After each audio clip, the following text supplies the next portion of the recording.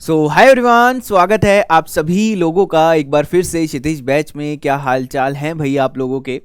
बच्चे, आज के लेक्चर में हम डिस्कस करने वाले हैं जैम 2022-2021 के इनऑर्गेनिक के प्रीवियस ईयर क्वेश्चन। ठीक है, अब बहुत टाइम हो गया है कि हम टॉपिक वाइज क्वेश्चन कर रहे थे, टॉपिक वाइज क्वेश्चन देख रहे थे। अब हम क्या करेंगे, पूरा एक साथ स्ट्रक्चर देखेंगे। हमें पता होना चाहिए कि एक साथ चीज़ों को कैसे हैंडल करना है, एक साथ जब क्वेश्चन आएंगे तो कैसे रिकॉल करना है कि ये कहाँ से है, ये कहाँ से है, इस तरीके से। ठीक है, तो पूरी इनऑर्गेनिक के जैम 2022 और 21 के क्वेश्चन हम यहाँ पर देखने वाले हैं। तो आपको क्या करना है, हर क्वेश्चन को पॉजिटिव माइंडसेट के साथ अटेम्प्ट करने की कोशिश करनी है।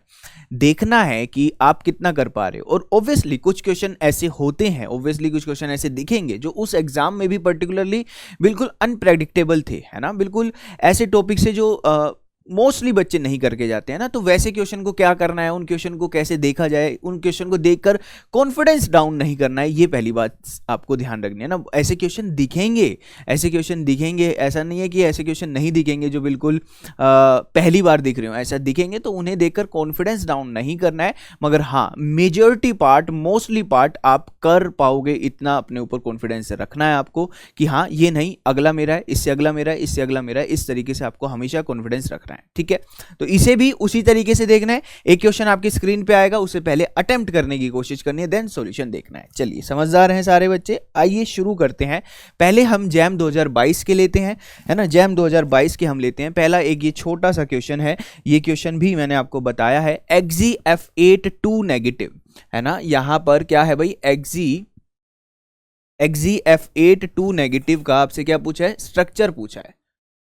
याद करो, जब हम केमिकल बॉन्डिंग पढ़ा करते थे एक जमाने में, है ना सर, जमाना ही हो गया भाई। ये जिनोन है, जिनोन के ऊपर 2 नेगेटिव अगर दे रहे हो तो यानी कि 10 इलेक्ट्रॉन, 10 इलेक्ट्रॉन, 1 2 3 4 5 6 7 8 9 10, एक फ्लोरीन, दूसरा, तीसरा, चौथा, पांचवा, 6 7 8 और एक लोन पेयर, है ना। लोन पेयर आपके पास आएगा। तो ये बेसिकली 8 बॉन्ड पेयर और 1 लोन पेयर की कहानी बन रही थी। मगर हम कह रहे थे कि ये लोन पेयर क्या है, ये आपका जो लोन पेयर है ये स्टीरियोकेमिकली इनएक्टिव लोन पेयर है। इसे हमने कहा कि ये स्टीरियोकेमिकली इनएक्टिव लोन पेयर है। याद करो वो दिन जब ये पढ़ा करते थे, इनएक्टिव कहा हमने, तो यानी कि हमने एक बात और कही थी कि सर यहां पर क्या लगेगा, एक्सक्लूजन लगेगा। ये नोट्स का है भाई, नोट्स का ही है ये, है ना, नोट्स में ही पढ़े हैं ये हमने। तो यहां पर एक्सक्लूजन ऑफ एस ऑर्बिटल भी कहा था। वैसे तो इसकी सिर्फ ज्योमेट्री पूछी है, स्ट्रक्चर पूछा है, सॉरी, तो हम हाइब्रिडाइजेशन ना भी बताएं तो भी कोई दिक्कत नहीं है। मगर हम देख लेते हैं, P3D5 हाइब्रिडाइजेशन इसकी बताई थी आपने, है ना। sp3d5 अज्यूम की गई थी, मगर क्योंकि बहुत ज्यादा मात्रा में फ्लोरीन है तो वो लोन पेयर को बाहर नहीं आने दे रहे हैं, और लोन पेयर बाहर नहीं आ रहा, यही तो VSEPR की लिमिटेशन थी। तो P3D5 और इसका स्ट्रक्चर और ज्योमेट्री, मतलब शेप और ज्योमेट्री दोनों ही क्या था, स्क्वायर एंटी प्रिज्मेटिक। क्या था जी, स्क्वायर एंटी प्रिज्मेटिक था। बोलो हाँ या ना, क्लियर है। तो यहां से आपका क्या आंसर आएगा, स्क्वायर एंटी प्रिज्मेटिक। 1 नंबर का ये क्वेश्चन था। ध्यान रखना, जब भी जैसे ये 6 लिखा हुआ है ना यहाँ पे, तो ये उस पेपर का 6 नंबर का क्वेश्चन है। 1 से 10 वाले 1 मार्क्स के आते हैं, 11 से 30 वाले 2 मार्क्स के आते हैं, देन 30 से 40 वाले 2 मार्क्स के होंगे, और ध्यान रखना वो MSQ होंगे, ठीक है। एंड देन उसके बाद वाले NAT होंगे। चलें आगे, यहां पर नेक्स्ट क्वेश्चन देखते हैं। ये भी 4th नंबर का है, यानी कि ये भी 4th नंबर लिखा हुआ है यहां पर, देखो, यानी कि ये 1 मार्क्स का क्वेश्चन रहा होगा। बहुत सिंपल है।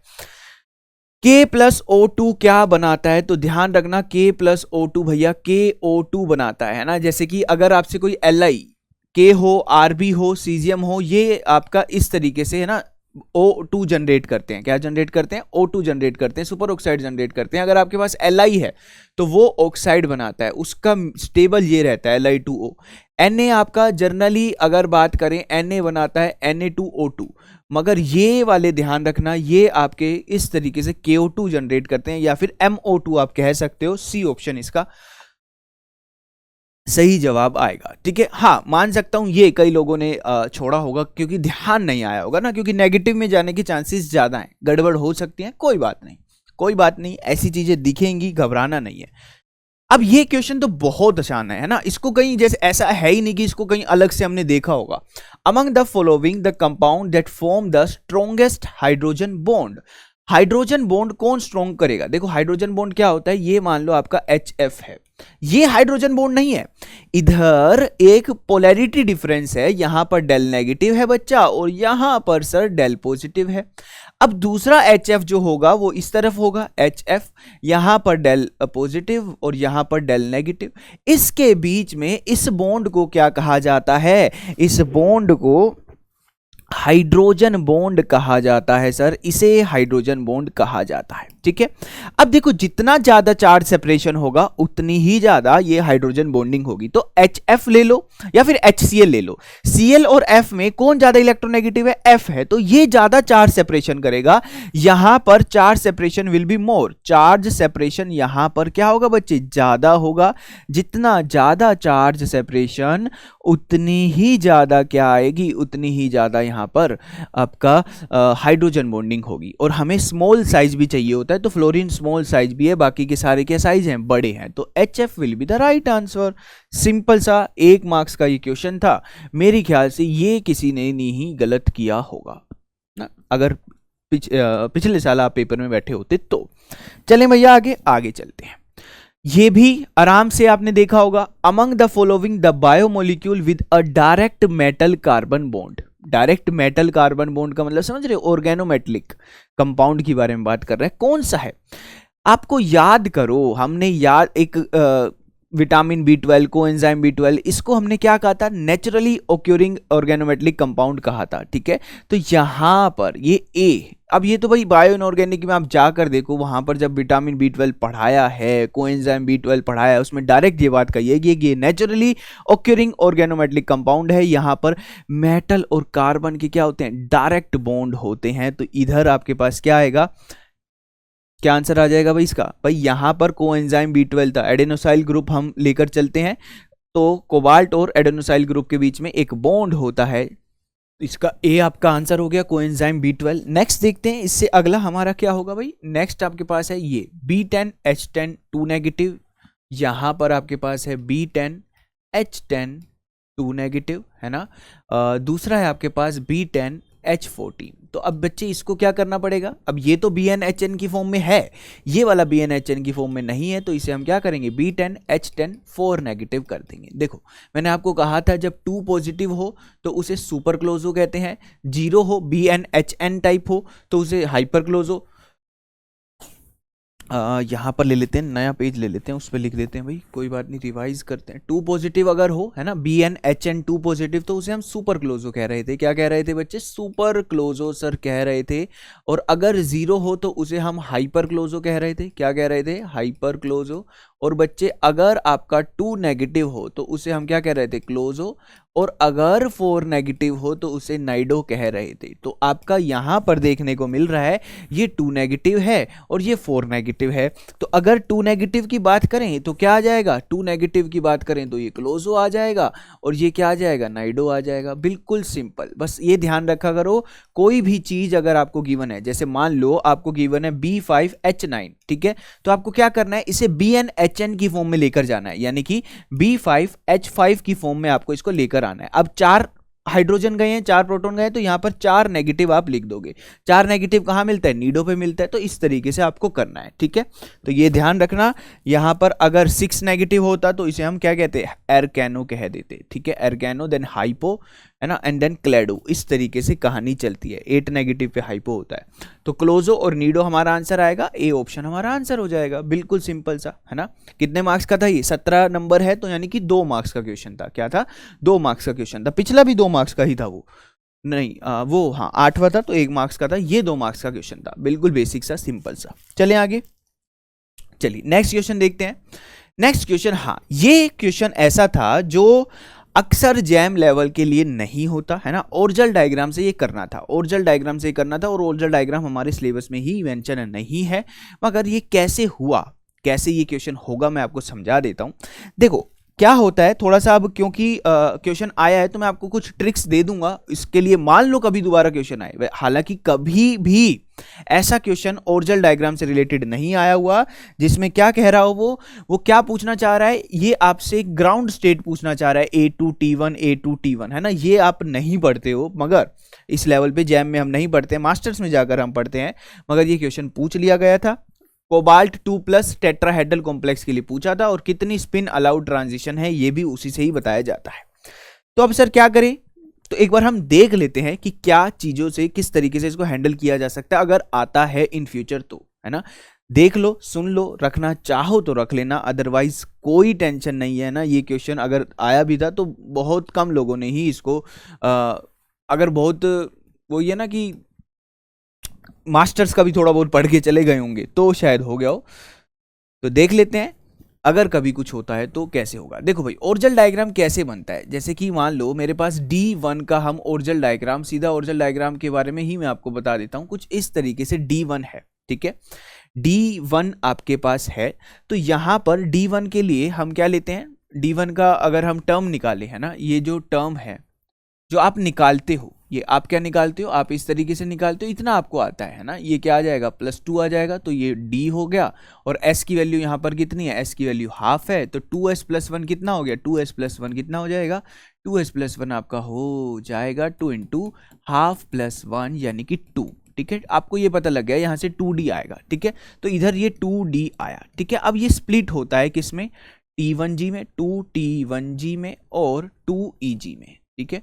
तो ये आपका किसका ओरिजिनल डायग्राम बना, ये ओरिजिनल डायग्राम बनता है। देखो ये टर्म होता है, और जो ये चीजें होती है इन्हें मूलिकन टर्म कहते हैं, मूलिकन टर्म कहते हैं। डी किसमें स्प्लिट होता है, T1G और EG में, इसे क्या कहा जाता है, मूलिकन टर्म बच्चे कहा जाता है। समझ लो, बस इतना ही, छोटी सी बात है। मूलिकन ही पूछा था उसने, मूलिकन टर्म उसने पूछा था, ठीक है। तो अगर मान लो कोई आपको कह रहा है कि D1 के लिए ग्राउंड टर्म, जैसे कि यहां पर ये क्या था, ये है कोबाल्ट 2+ के लिए, इसने किसके लिए पूछा है, कोबाल्ट 2+ के लिए, D7 टेट्राहेड्रल के लिए पूछा है।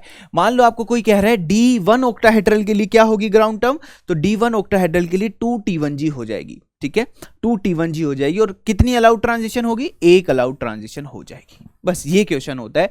ऐसे ही आपको D7 तक का पता होना चाहिए, मतलब कि ये D1 का है, ये पर्टिकुलरली किसका है, ये D1 ऑक्टाहेड्रल का है। ऐसे ही आपको कहां तक पता होना चाहिए, D7, मतलब कि D1 ऑक्टाहेड्रल हो गया, D9 ऑक्टाहेड्रल तक, फिर D1 टेट्राहेड्रल से D9 टेट्राहेड्रल तक के बारे में आपको बातें पता होनी चाहिए। तो सर कितना कुछ याद रखेंगे, नहीं याद नहीं रखना, समझो, ध्यान रखना। DN, यहां पर एक चीज मैं आपको बताता हूं, DN एंड DN+5 इनका सेम ओरिजिनल डायग्राम आता है। क्या आता है, सेम ओरिजिनल डायग्राम आता है। क्या आता है जी, सेम ओरिजिनल डायग्राम यहां पर आता है। यानी कि अगर आप कह रहे हो कि D1 ऑक्टाहेड्रल का है, तो D1 ऑक्टाहेड्रल और D6 ऑक्टाहेड्रल का बच्चे क्या आएगा, सेम आएगा। क्या आएगा, सेम आएगा। क्लियर है, आई बात समझ में। दूसरा पॉइंट, एक पॉइंट ये हो गया।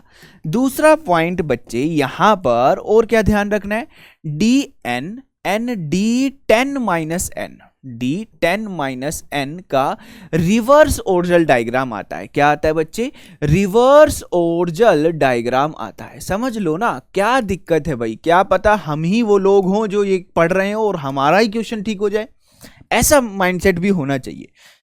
जैसे कि D1 एंड D9 का रिवर्स आएगा, D1 एंड D9 का रिवर्स आएगा। क्या आएगा बच्चे, रिवर्स आएगा, ठीक है। तीसरी बात, इन तीनों को यूज करेंगे, इन तीनों पॉइंट को यूज करेंगे। टेट्राहेड्रल और ऑक्टाहेड्रल का भी रिवर्स होता है, तो यहां पर लिख लेना, टेट्राहेड्रल एंड ऑक्टाहेड्रल का रिवर्स ओरिजिनल डायग्राम होता है। क्या होता है जी, रिवर्स ओरिजिनल डायग्राम यहां पर होता है। समझा रहा हूं तो समझ लो अच्छे से, है ना, समझ लो अच्छे से। जैसे कि यहां पर आपने कहा कि D1 और D6 का सेम आएगा, यानी कि सर इधर D6 का भी यही होगा, बिल्कुल सही, D6 ऑक्टाहेड्रल का भी बच्चे यही होगा। क्लियर है, D6 ऑक्टाहेड्रल का भी यही होगा। रिवर्स बताओ, देखो रिवर्स में कुछ नहीं करना, ये इधर आ जाएगा 2EG और ये क्या हो जाएगा 2T1G, ठीक है। क्लियर है भाई, T2G, सॉरी T2G लिखना है भाई, हमें T2G लिखना है यहाँ पे, ठीक है, T2G लिखना है। T2G, ठीक है। तो अब आपको कोई कह रहा है D1 ऑक्टाहेड्रल का ये हो गया, यहां पर ये किस किस का होगा, ये देखो ये किस किस का होगा, ये वाला ये होगा D9 ऑक्टाहेड्रल का, है ना। D9 का अगर ये है तो D4 का भी यही रहा होगा, D4 का भी यही रहा होगा बच्चे, D4 ऑक्टाहेड्रल का भी यही रहा होगा। हाँ, D1 ऑक्टाहेड्रल ये है तो D1 टेट्राहेड्रल ये रहा होगा। D6 ऑक्टाहेड्रल ये इस तरफ का है तो D6 टेट्राहेड्रल का ये रहा होगा, ठीक है। कितनी चीजें क्लियर हो गई। आपसे तो पूछा था कोबाल्ट 2+ का, यानी कि D7 का पूछा था टेट्राहेड्रल में, अगर D6 का पूछा होता तो ग्राउंड टर्म क्या आता, Eg आ जाता, 2Eg आ जाता, है ना। मान लो इसी क्वेश्चन में Fe2+ मेंशन होता, टेट्राहेड्रल होता, तो उसका ग्राउंड टर्म क्या आता बच्चे, उसका ग्राउंड टर्म आता 2Eg। क्लियर है, उसका ग्राउंड टर्म आपके पास सिंपल 2Eg हो जाता। बोलो हाँ या ना। अब ये तो हो गया यहां तक की बातें, और इधर भी आप लिख सकते हो, अगर ये D1 टेट्राहेड्रल है इधर, तो इधर क्या आएगा, इधर आ जाएगा D4 टेट्राहेड्रल का, और इधर आपके पास D9 टेट्राहेड्रल। तो ये चारों लिख लेना, ये इन चारों का ये वाला बनता है, इन चारों का ये वाला बनता है। अब यहां पर आपके पास कौन कौन डन हो गया, आपके पास D1 ऑक्टाहेड्रल डन हो गया, एक चीज पकड़ के चलो, ऑक्टाहेड्रल पकड़ के चलो, D1 हो गया, D6 हो गया, D4 हो गया, D9 हो गया। D5 के लिए हम पढ़ते नहीं है ओरिजिनल, बचे 4 और, कौन कौन से, D2, D7, D3 और D8, वो अगले ओरिजिनल डायग्राम से समझते हैं। 2 ओरिजिनल डायग्राम से हम पूरी कहानी समझ लेते हैं।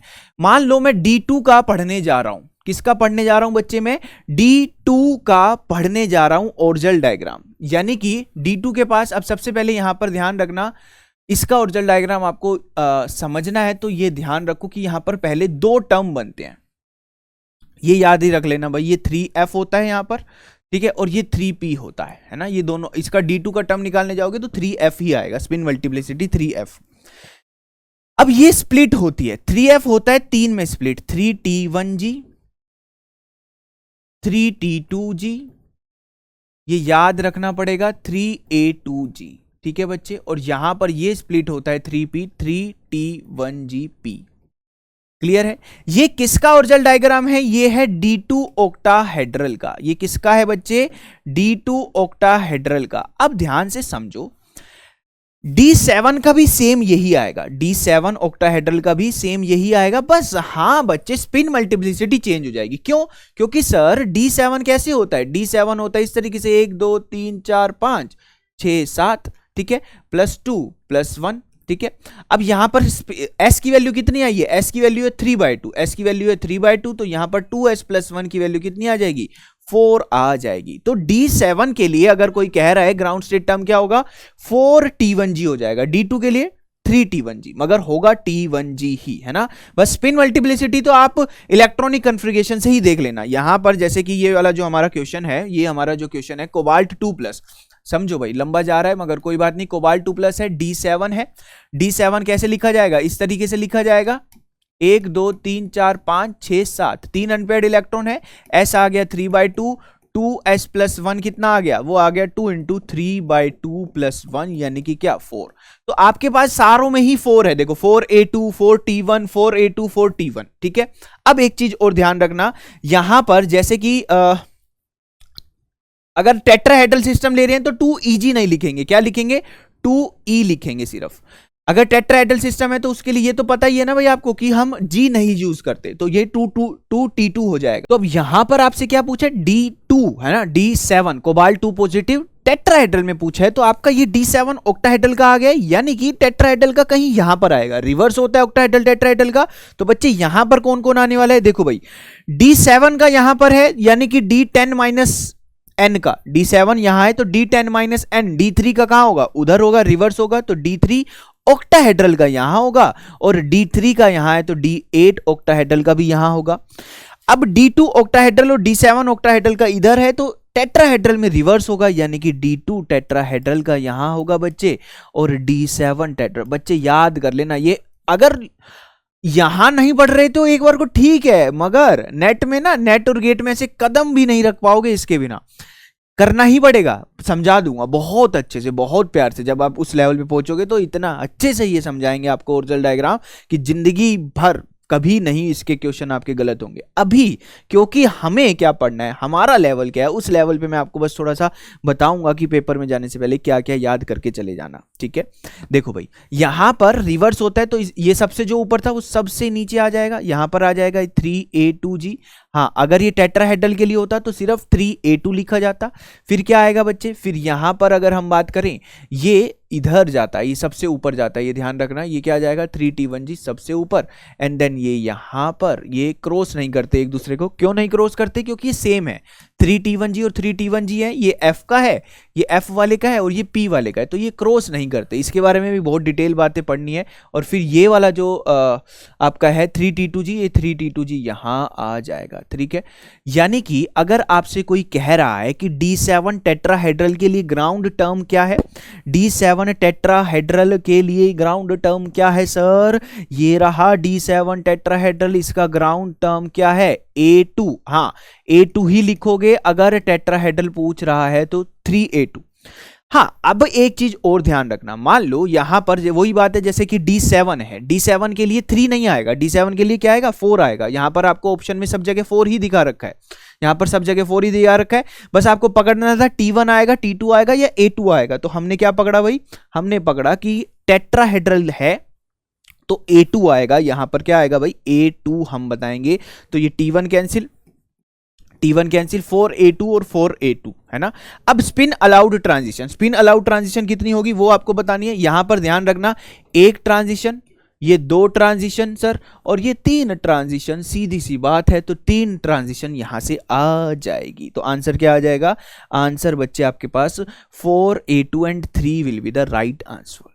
सर हम क्या ध्यान रखें सर, हमें तो बताओ। बच्चे आपको क्या ध्यान रखना है, आपको सबसे पहले ये ध्यान रखना है कि D1 ऑक्टाहेड्रल, D6 ऑक्टाहेड्रल है ना, ये वाली बात आपको ध्यान रखनी है। D1 ऑक्टाहेड्रल, यहां पर मैं लिख देता हूं D1 ऑक्टाहेड्रल, D6 ऑक्टाहेड्रल, ठीक है, और D4 टेट्राहेड्रल, D9 टेट्राहेड्रल। इसके लिए ग्राउंड टर्म क्या है, इसके लिए ग्राउंड टर्म है आपके पास 2T2G, ठीक है, 2T2G। 2 भी आप मत लिखो, आप 2 भी मत लिखो, आप 2 भी, क्योंकि 2 तो किससे आएगा, 2 तो आपका उसी से आएगा, 2 तो आपका किससे आएगा भाई, आपका सिंपल स्पिन मल्टीप्लिसिटी से ही आएगा 2, तो आपको वो 2 भी लिखने की जरूरत नहीं है, अभी 2 भी लिखने की जरूरत नहीं है, बस इतना लिख लो T2 आएगा, T2G लिख लेते हैं, है ना। और यहां पर इनके लिए क्या आएगा, EG आएगा। यहीं पर आगे बढ़ते हैं, आगे बढ़ते हैं, तो हम क्या करेंगे, इधर D2 ऑक्टाहेड्रल, D7 ऑक्टाहेड्रल और D3 tetrahedral and D8 tetrahedral के लिए ग्राउंड टर्म P जाना कि इसके लिए ग्राउंड टर्म होता है T1, इसके लिए क्या होता है ग्राउंड टर्म T1G, T1G और T1, जस्ट T1, टेट्राहेड्रल हो तो T1। इसके लिए ग्राउंड टर्म क्या होगा बच्चे, इसके लिए होगा A2G और जस्ट A2, ठीक है। स्पिन मल्टीप्लिसिटी करना आसान है, वो गिन के ही लगानी है इलेक्ट्रॉनिक कॉन्फ़िगरेशन से, ठीक है, उसकी टेंशन नहीं लेनी। और इन लोगों के लिए 3 अलाउड ट्रांजिशन है, उन लोगों के लिए 1 अलाउड ट्रांजिशन है, जो 2 हमने पढ़े हैं। तो बच्चे इसको घोल कर पी जाना, घोल कर इसको अपने साथ रख लेना, काम जरूर आएगा ये। तो इसमें आपको ये सारी बातें, बेसिक बेसिक चीजें ध्यान रखनी है, क्या पता हमारे काम का कुछ मिल जाए। देख के घबराना नहीं है, घबराना बिल्कुल भी नहीं है ना भाई। क्वेश्चन जो मुश्किल होगा वो सबके लिए मुश्किल होगा, तो उसमें इतनी दिक्कत मत लो, है ना। कॉन्सेप्ट आपके बिल्डअप होनी चाहिए। नेक्स्ट क्वेश्चन है, ये भी 2 मार्क्स का है। आपको क्या गिवन है, BH2 पॉजिटिव गिवन है और NH2 पॉजिटिव। BH2 पॉजिटिव आपको गिवन है और NH2 पॉजिटिव बच्चे आपको गिवन है। इनकी आपको क्या निकालनी है, इनकी ज्योमेट्री पूछी है, शेप पूछी है, ज्योमेट्रीज पूछी है, बिल्कुल सिंपल सा, सभी लोग इसको आराम से कर पाए होंगे। बोरोन है, बोरोन के ऊपर positive charge, 1 hydrogen, 3 valency electron होते हैं, तो अगर 1 पॉजिटिव दे रहे हो तो 2 वैलेंसी इलेक्ट्रॉन, 1 हाइड्रोजन, दूसरा हाइड्रोजन, यानी कि स्टेरिक नंबर कितना आया, 2 बॉन्ड पेयर के कारण स्टेरिक नंबर बच्चे हो गया 2, यानी कि sp हाइब्रिडाइज। तो यहां पर आप क्या कह दोगे कि ये क्या हो जाएगा, BH2 पॉजिटिव आपका क्या हो जाएगा, लीनियर हो जाएगा। क्या हो जाएगा बच्चे, लीनियर हो जाएगा। यहां पर NH2 नेगेटिव क्या है, नाइट्रोजन है, नाइट्रोजन के ऊपर negative charge, 1 2 3 4 5 valency electron, 1 hydrogen, दूसरा हाइड्रोजन, सॉरी पॉजिटिव चार्ज है, तो पॉजिटिव चार्ज है तो 5 में से 4 कर दो भाई, क्या बना, 2 बॉन्ड पेयर बना, 1 लोन पेयर बना, यानी कि आपके पास क्या बना, स्टेरिक नंबर कितना आया, स्टेरिक नंबर आपके पास आया 3 sp2 हाइब्रिडाइज, sp2 हाइब्रिडाइज आई, यानी कि ज्योमेट्री क्या आएगी, इसकी ज्योमेट्री आएगी ये आपकी ट्राइगोनल प्लेनर, और शेप क्या आ जाएगी, शेप बच्चे बेंट शेप हो जाएगी, है ना। ये तो कंफर्टेबल है इसमें हम, ट्राइगोनल प्लेनर, और शेप क्या हो जाएगी, शेप यहां पर इसकी हो जाएगी बेंट, ठीक है। इसकी शेप क्या कह दोगे आप, बेंट कह दोगे। तो आंसर क्या आ जाएगा, ये आपका linear and trigonal planar. Trigonal planar क्योंकि ज्योमेट्री पूछी थी, तो BH2 पॉजिटिव आपका क्या है, लीनियर है, और NH2 पॉजिटिव क्या है, ट्राइगोनल प्लेनर है। क्लियर है भाई। चलें आगे नेक्स्ट क्वेश्चन देखते हैं। BH2 पॉजिटिव क्वेश्चन अगर हल्का सा कम दिखा होगा तो माफी चाहूंगा भाई उसके लिए। यहां पर क्या पूछा है, the order of increasing CO stretching frequency, CO की स्ट्रेचिंग फ्रीक्वेंसी पूछी है। ऑप्शंस है आपके पास FeCO4 2 नेगेटिव, देन आपके पास है कोबाल्ट। ये कराया हुआ क्वेश्चन है भाई, तो इसमें अब ज्यादा समय ना लेते हुए हम सीधा आगे बढ़ेंगे। NiCO4 and than copper CO4 positive, ठीक है। यहां पर देखो हमने कहा था, हमने एक बात आपको पढ़ाई थी कि भाई बैक बॉन्डिंग होती है मेटल कार्बोनिल सिस्टम में, उस बैक बॉन्डिंग से क्वेश्चंस आते हैं, उस बैक बॉन्डिंग से ये क्वेश्चन बनते हैं कि किसकी स्ट्रेचिंग फ्रीक्वेंसी बढ़ रही है, किसकी घट रही है। जैसे कि जो मेजर बात ध्यान रखने की है, ये मेटल है, ये कार्बोनिल है, ये CO है, यहां से बैक बॉन्डिंग शो होती है इस तरीके से, ठीक है। अब यहां पर आप क्या दिखाओगे कि ये डबल बॉन्ड में कन्वर्ट हुआ मेटल कार्बन का बॉन्ड, और ट्रिपल बॉन्ड जो कार्बन और ऑक्सीजन का था वो डबल बॉन्ड में कन्वर्ट हुआ। तो बैक बॉन्डिंग से क्या हो रहा है, अगर बैक बॉन्डिंग बढ़ रही है तो आपका कार्बोनिल की स्ट्रेचिंग फ्रीक्वेंसी, कार्बोनिल की बॉन्ड स्ट्रेंथ क्या हो रही है, घट रही है। ट्रिपल बॉन्ड से डबल बॉन्ड आ रहा है सर, तो कार्बोनिल की स्ट्रेचिंग फ्रीक्वेंसी क्या होगी, घटेगी। तो अब यहां पर क्या पूछा गया आपसे, कार्बोनिल की ही स्ट्रेचिंग फ्रीक्वेंसी पूछी है कि किसमें ज्यादा किसमें कम। सबसे ज्यादा बैक बॉन्डिंग किसमें होगी बच्चे, इसी में होगी, क्योंकि यहां पर क्या है 2 नेगेटिव, नेगेटिव इलेक्ट्रॉन डेंसिटी ज्यादा बैक बॉन्डिंग करेगी क्योंकि इलेक्ट्रॉन सिस्टम सेम है। ये भी कॉपर पॉजिटिव क्या है, D10 है। Ni निकल 0, D10 D8S2 होता है, तो ये भी D10 ही है, तो इलेक्ट्रॉनिक कन्फिगरेशन तो D10 है, मगर नेगेटिव चार्ज यहां पर देखो, ये भी D10 अल्टीमेटली बना लेगा। Fe की क्या होती है, D6S2 होती है, 2 नेगेटिव आया तो D8S2 हो गई, अल्टीमेटली D10, उसको कन्वर्टी D10 ही मानते हैं, मगर ये नेगेटिव चार्ज डेंसिटी है, एक्सेस चार्ज डेंसिटी है, तो यहां पर बैक बॉन्डिंग ज्यादा होगी। बैक बॉन्डिंग ज्यादा होगी तो म्यू स्ट्रेचिंग फ्रीक्वेंसी सबसे कम किसकी होगी, FeCO4 2 नेगेटिव की होगी, सबसे कम FeCO4 2 नेगेटिव की, देन कोबाल्ट CO4 2 नेगेटिव की होगी बच्चे, एंड देन NiCO4 की होगी, एंड देन क्या होगी, CuCO4 की बच्चे होगी। बोलो हाँ या ना। तो सबसे ज्यादा बैक बॉन्डिंग किसकी होगी, सबसे ज्यादा बैक बॉन्डिंग सबसे ज्यादा स्ट्रेचिंग फ्रीक्वेंसी होगी कॉपर वाले कॉम्प्लेक्स की। तो यहां पर देखो ये कॉपर वाला कॉम्प्लेक्स ये रहा, इसकी बैक बॉन्डिंग बच्चे क्या है, सबसे शानदार है। तो आंसर क्या आएगा, B option will be the right answer, Fe वाले की सबसे कम। चलें आगे नेक्स्ट क्वेश्चन देखते हैं, नेक्स्ट हमें क्या सिखाता है। नेक्स्ट क्वेश्चन आपका रिगार्डिंग है द स्टेबिलिटी ऑफ अडक्ट्स। BH3 के साथ अडक्ट बनाए गए हैं, एक बनाया गया है NMe3 का, एक बनाया गया है BH3 के साथ OMe2 का, ठीक है। और फिर आपके बनाए गए हैं पाई एक्सेप्टर जो है, एक है आपके पास BH3 के साथ PF3, ठीक है। ये भी पढ़ाया हुआ है, ये भी पढ़ाया हुआ है बच्चे, डरो मत, इसको आराम से अटेम्प्ट करो, जो खुशी मिलेगी ना 2 नंबर पाने की बहुत, और मेरे को पक्का उम्मीद है आप इसको कर सकते हो। अब मुझे बताओ सर, ये ना ये तो है लीविस एसिड, ये एक लीविस एसिड है, इसको चाहिए कि इसको दान करे कोई आकर। सबसे ज्यादा जो इसको दान करेगा, सबसे ज्यादा जो इसको दान करेगा, मतलब कि लीविस बेस जो अच्छा होगा वो एक अच्छा अडक्ट बनाएगा। पढ़ाया था ना अडक्ट यहां पर, है ना, अडक्ट। तो यहां पर बैकबॉन्डिंग में हमने यहां पर पढ़ा था जब मेन ग्रुप पढ़ रहे थे। तो अब देखो नाइट्रोजन और ऑक्सीजन ये दोनों क्या है, डोनर है, ये दोनों क्या है, डोनर है, ये दोनों आपके क्या है, डोनर है, ठीक है।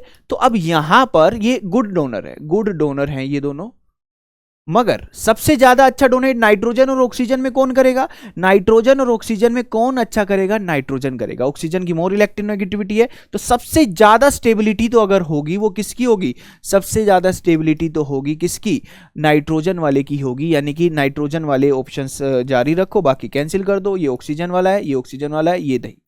अब देखो यहां पर नाइट्रोजन के बाद जाहिर सी बात है फिर ऑक्सीजन आएगा, क्योंकि वो डोनर एटम है, ये भी डोनर एटम है, ये भी डोनर एटम है, तो ऑक्सीजन आएगा। मगर इधर क्या है, PF3, ये क्या है, एक्सेप्टर है, ये एक्सेप्टर है, तो ये पीछे आएगा, ये कहां आएगा, पीछे आएगा तो ये यहां पर नहीं आएगा, यानी कि ऑप्शन क्या आएगा, पहले दोनों डोनर लेने थे, बस इन दोनों के डिफरेंशिएट पर ही क्वेश्चन हमारा हो गया, D option right answer. CO और PF3 की कंपेरेबल होती है, खींचने की टेंडेंसी, पाई एक्सेप्टिंग टेंडेंसी, डोनेटिंग नहीं होती है ना, डोनेट नहीं करते, ये डोनेट नहीं करते। सिग्मा डोनर है वो बॉन्ड बनाने के लिए, मगर एक्सेप्ट करते हैं, पाई एक्सेप्टर है।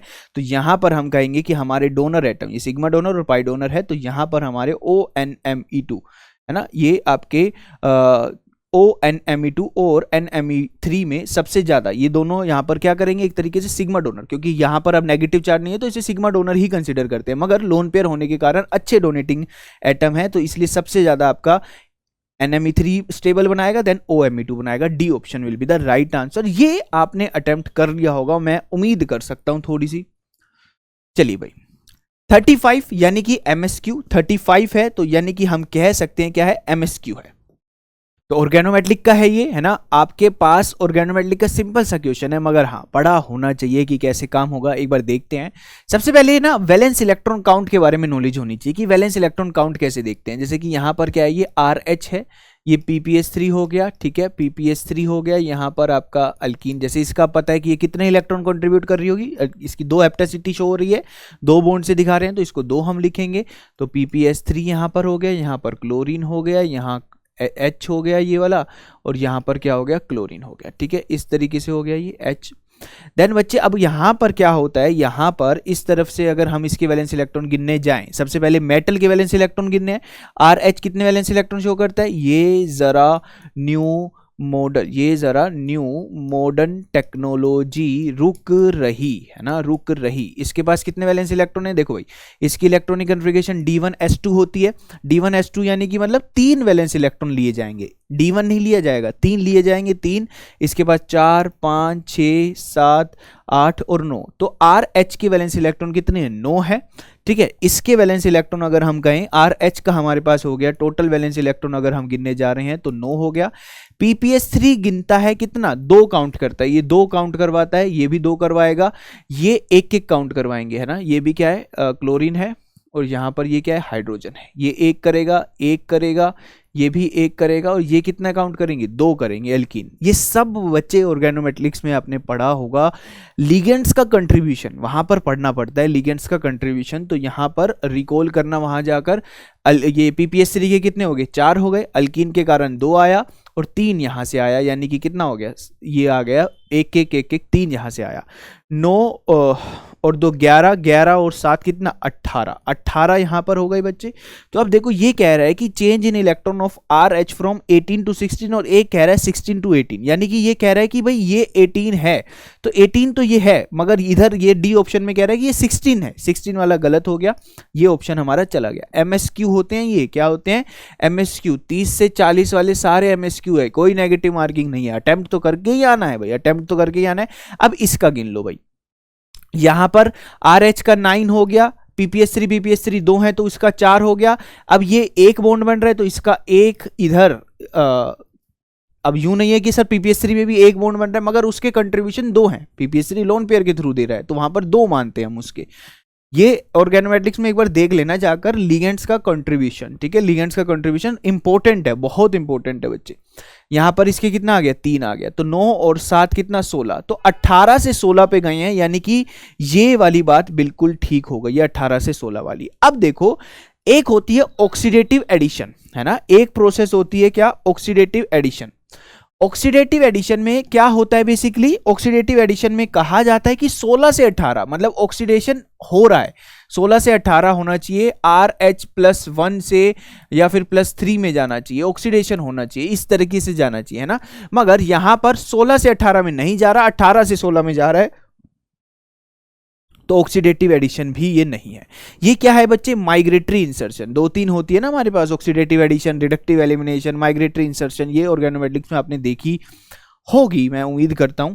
अब यहां पर क्या होगा, माइग्रेटरी इंसर्शन कैसी होती है, ये देखो, ये हाइड्रोजन इधर अटैक करेगा और ये अल्कीन अब यहां पर डायरेक्ट बॉन्ड बना लेगी। अब ये जो 2 बॉन्ड थे, ये 2 बॉन्ड की बजाय यहां पर पर्टिकुलरली एक बॉन्ड शो हो जाएगा, है ना, ये वाला इधर आया और इस अल्कीन ने इसके ऊपर अटैक कर दिया, तो आपका अल्केन बन गया, अल्कीन को हाइड्रोजन मिलेगा तो अल्केन ही तो बनेगा। तो ये प्रोसेस क्या है, माइग्रेटरी इंसर्शन है, यानी कि ए ऑप्शन आएगा, A option will be the right answer. ठीक है, अब बच्चे हम पीवाईक्यू कर रहे हैं। अब मैं आपको यहाँ पर एक एक रिएक्शन पढ़ाने गया, migratory insertion, oxidative addition, reductive elimination, 1-2 migratory shift है ना, ये सब पढ़ाने गया। तो भैया फिर हम पीवाईक्यू कब देखेंगे, तो वहाँ पर जहाँ आपने ऑर्गेनोमेट्रिक्स जब पढ़ी है तो उधर जाकर एक बार रिवाइज कर लेना, चीज़ें सही हो जाएंगी। ठीक है, चलें आगे। तो आंसर क्या आएगा, A and B, A and B आएगा।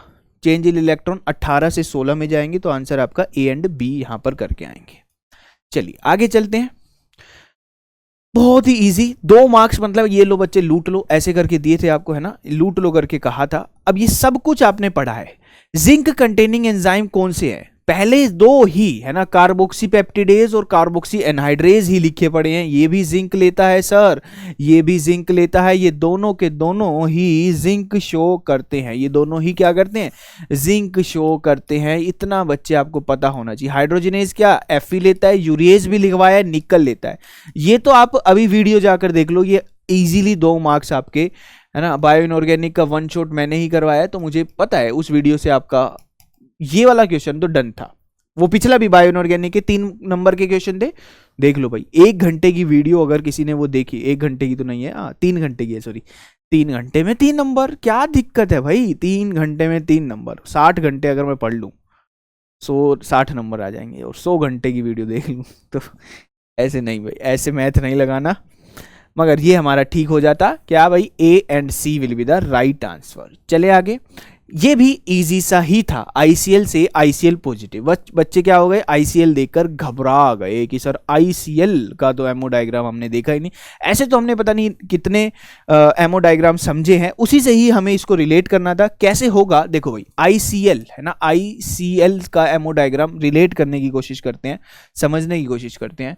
यहां पर अगर कोई बिल्कुल ही नॉर्मल बना के आया होगा ना तो भी उसका ठीक हो जाता है, मगर हम सब कुछ पढ़ के बनाते हैं।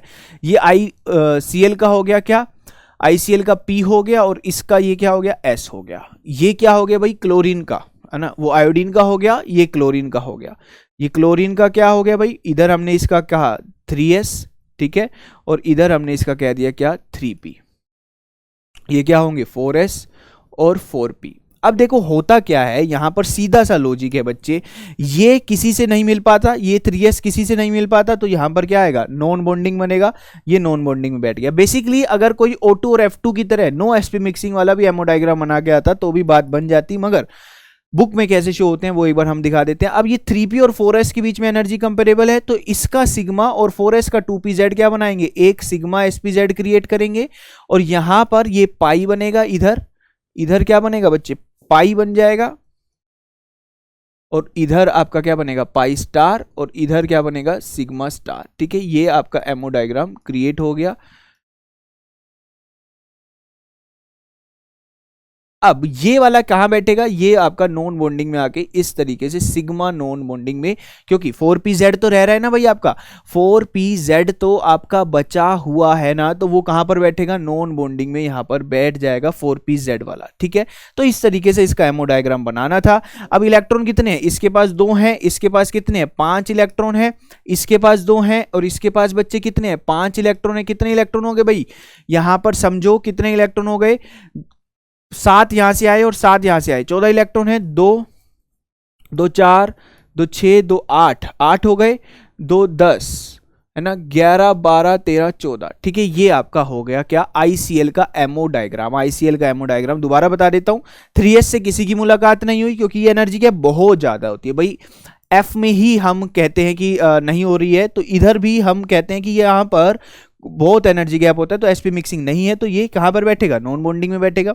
फिर उसके बाद इस 4s और इस 3pz के, 4s और 3pz के बीच में क्या हुआ, सिग्मा बना, 4s और 3pz के बीच में सिग्मा बना। अब इसका 4p का 2px और 2py आया, 3p का 2px 2py आया, जैसे HF का पढ़ते हैं ना, वहीं से इसको रिलेट करने की कोशिश करना। इसका क्या बना आपके पास, पाई बॉन्डिंग बना और पाई एंटी बॉन्डिंग बना। यहां पर क्या बना, सिग्मा नॉन बॉन्डिंग, और ये सिग्मा एंटी बॉन्डिंग कहां गया, ऊपर गया, ये सिग्मा sPz का स्टार है। ठीक है, ये दोनों क्या है, पाई स्टार है। क्लियर है भाई।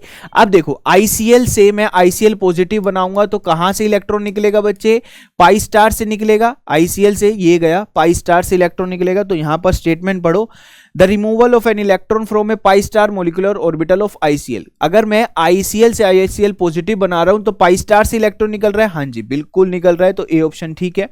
ठीक है, अगर यहां पर हमारा मैं एक इलेक्ट्रॉन निकालता हूं, एक इलेक्ट्रॉन में निकालता हूं तो क्या पैरामैग्नेटिक स्पीशीज बनेगी, ऑब्वियसली पैरामैग्नेटिक बनेगी, तो ये भी ठीक है। अब देखो बॉन्ड ऑर्डर ICl का 1 बताया है और 1.5 ICl पॉजिटिव का, वो भी देख लेते हैं। अब इसका बॉन्ड ऑर्डर निकालो भाई। बॉन्डिंग में कितने हैं, बॉन्डिंग में कितने हैं 6, 1/2। बॉन्डिंग में है सर 6 इलेक्ट्रॉन, तो नॉन बॉन्डिंग का कौन गिनता है यार, बॉन्डिंग में 6 है। एंटी बॉन्डिंग में कितने, 4 हैं, ये 2 क्या है नॉन बॉन्डिंग के, नॉन बॉन्डिंग के नहीं गिनने, तो एंटी बॉन्डिंग के कितने हो गए, 4 हो गए, यानी कि कितना आया 2 डिवाइडेड बाई 2 1। ये किसका है बच्चे, ICl का है, ये ICl का है। अगर मैं ICl पॉजिटिव का बात करूं तो ICl पॉजिटिव का कैसे निकलेगा, 1/2। बॉन्डिंग में तो 6 ही रहेंगे, एंटी बॉन्डिंग में कितने हो जाएंगे, 1 गया वहां से, 4 में से 3 हो गए, तो यहां पर 6 - 3 सर, यानी कि 1.5। तो बच्चे ये भी सही बात है, ये वाली बात भी सही है। ठीक है, अब यहां पर कह रहा है कि रिमूवल जो हो रहा है इलेक्ट्रॉन का मॉलिक्यूलर ऑर्बिटल से, वो किसके ऊपर लोकलाइज्ड है, प्रीडोमिनेंटली ऑन क्लोरीन। अजी नहीं, एंटी बॉन्डिंग हमेशा लेस इलेक्ट्रोनेगेटिव के करीब होते हैं। आप अगर पाई स्टार से इलेक्ट्रॉन निकाल रहे हो तो आपको इतना कॉमन सेंस होनी चाहिए कि ए और डी तो नहीं आ रहा, क्योंकि पाई स्टार हमेशा लेस इलेक्ट्रोनेगेटिव से प्रीडोमिनेंटली कंपेरेबल होगा, यानी कि आयोडीन और क्लोरीन में से आयोडीन के पास होगा। बॉन्डिंग मॉलिक्यूलर ऑर्बिटल ज्यादा रिजेंबल रखते हैं मोर इलेक्ट्रोनेगेटिव से, और एंटी बॉन्डिंग लेस इलेक्ट्रोनेगेटिव से। अरे देख लो ना, ये किसके पास है, आयोडीन के पास या क्लोरीन के पास, ये यहां से इलेक्ट्रॉन निकलेगा तो आयोडीन के पास है। तो सर ये वाली बात गलत हो गई, ABC will be the right answer. बोलो हाँ या ना, कोई दिक्कत नहीं है। ठीक है, बहुत कम ने अटेम्प्ट किया होगा, मगर हाँ जो कर रहे हैं, जो शानदार मतलब कि अटेम्प्ट, किसी की पावर बहुत बढ़िया ICl प्रेडिक्ट कर गए होंगे, तो वहां पर आराम से उसने ये क्वेश्चन कर लिया होगा। ठीक है, तो ये अभी आप देख रहे हो, अभी तक ऐसे 2 क्वेश्चन हम कह सकते हैं, फिर एक ही, ये भी हो सकता था, एक वो ओरिजिनल वाला कह सकते हैं जो नहीं हो पाया होगा।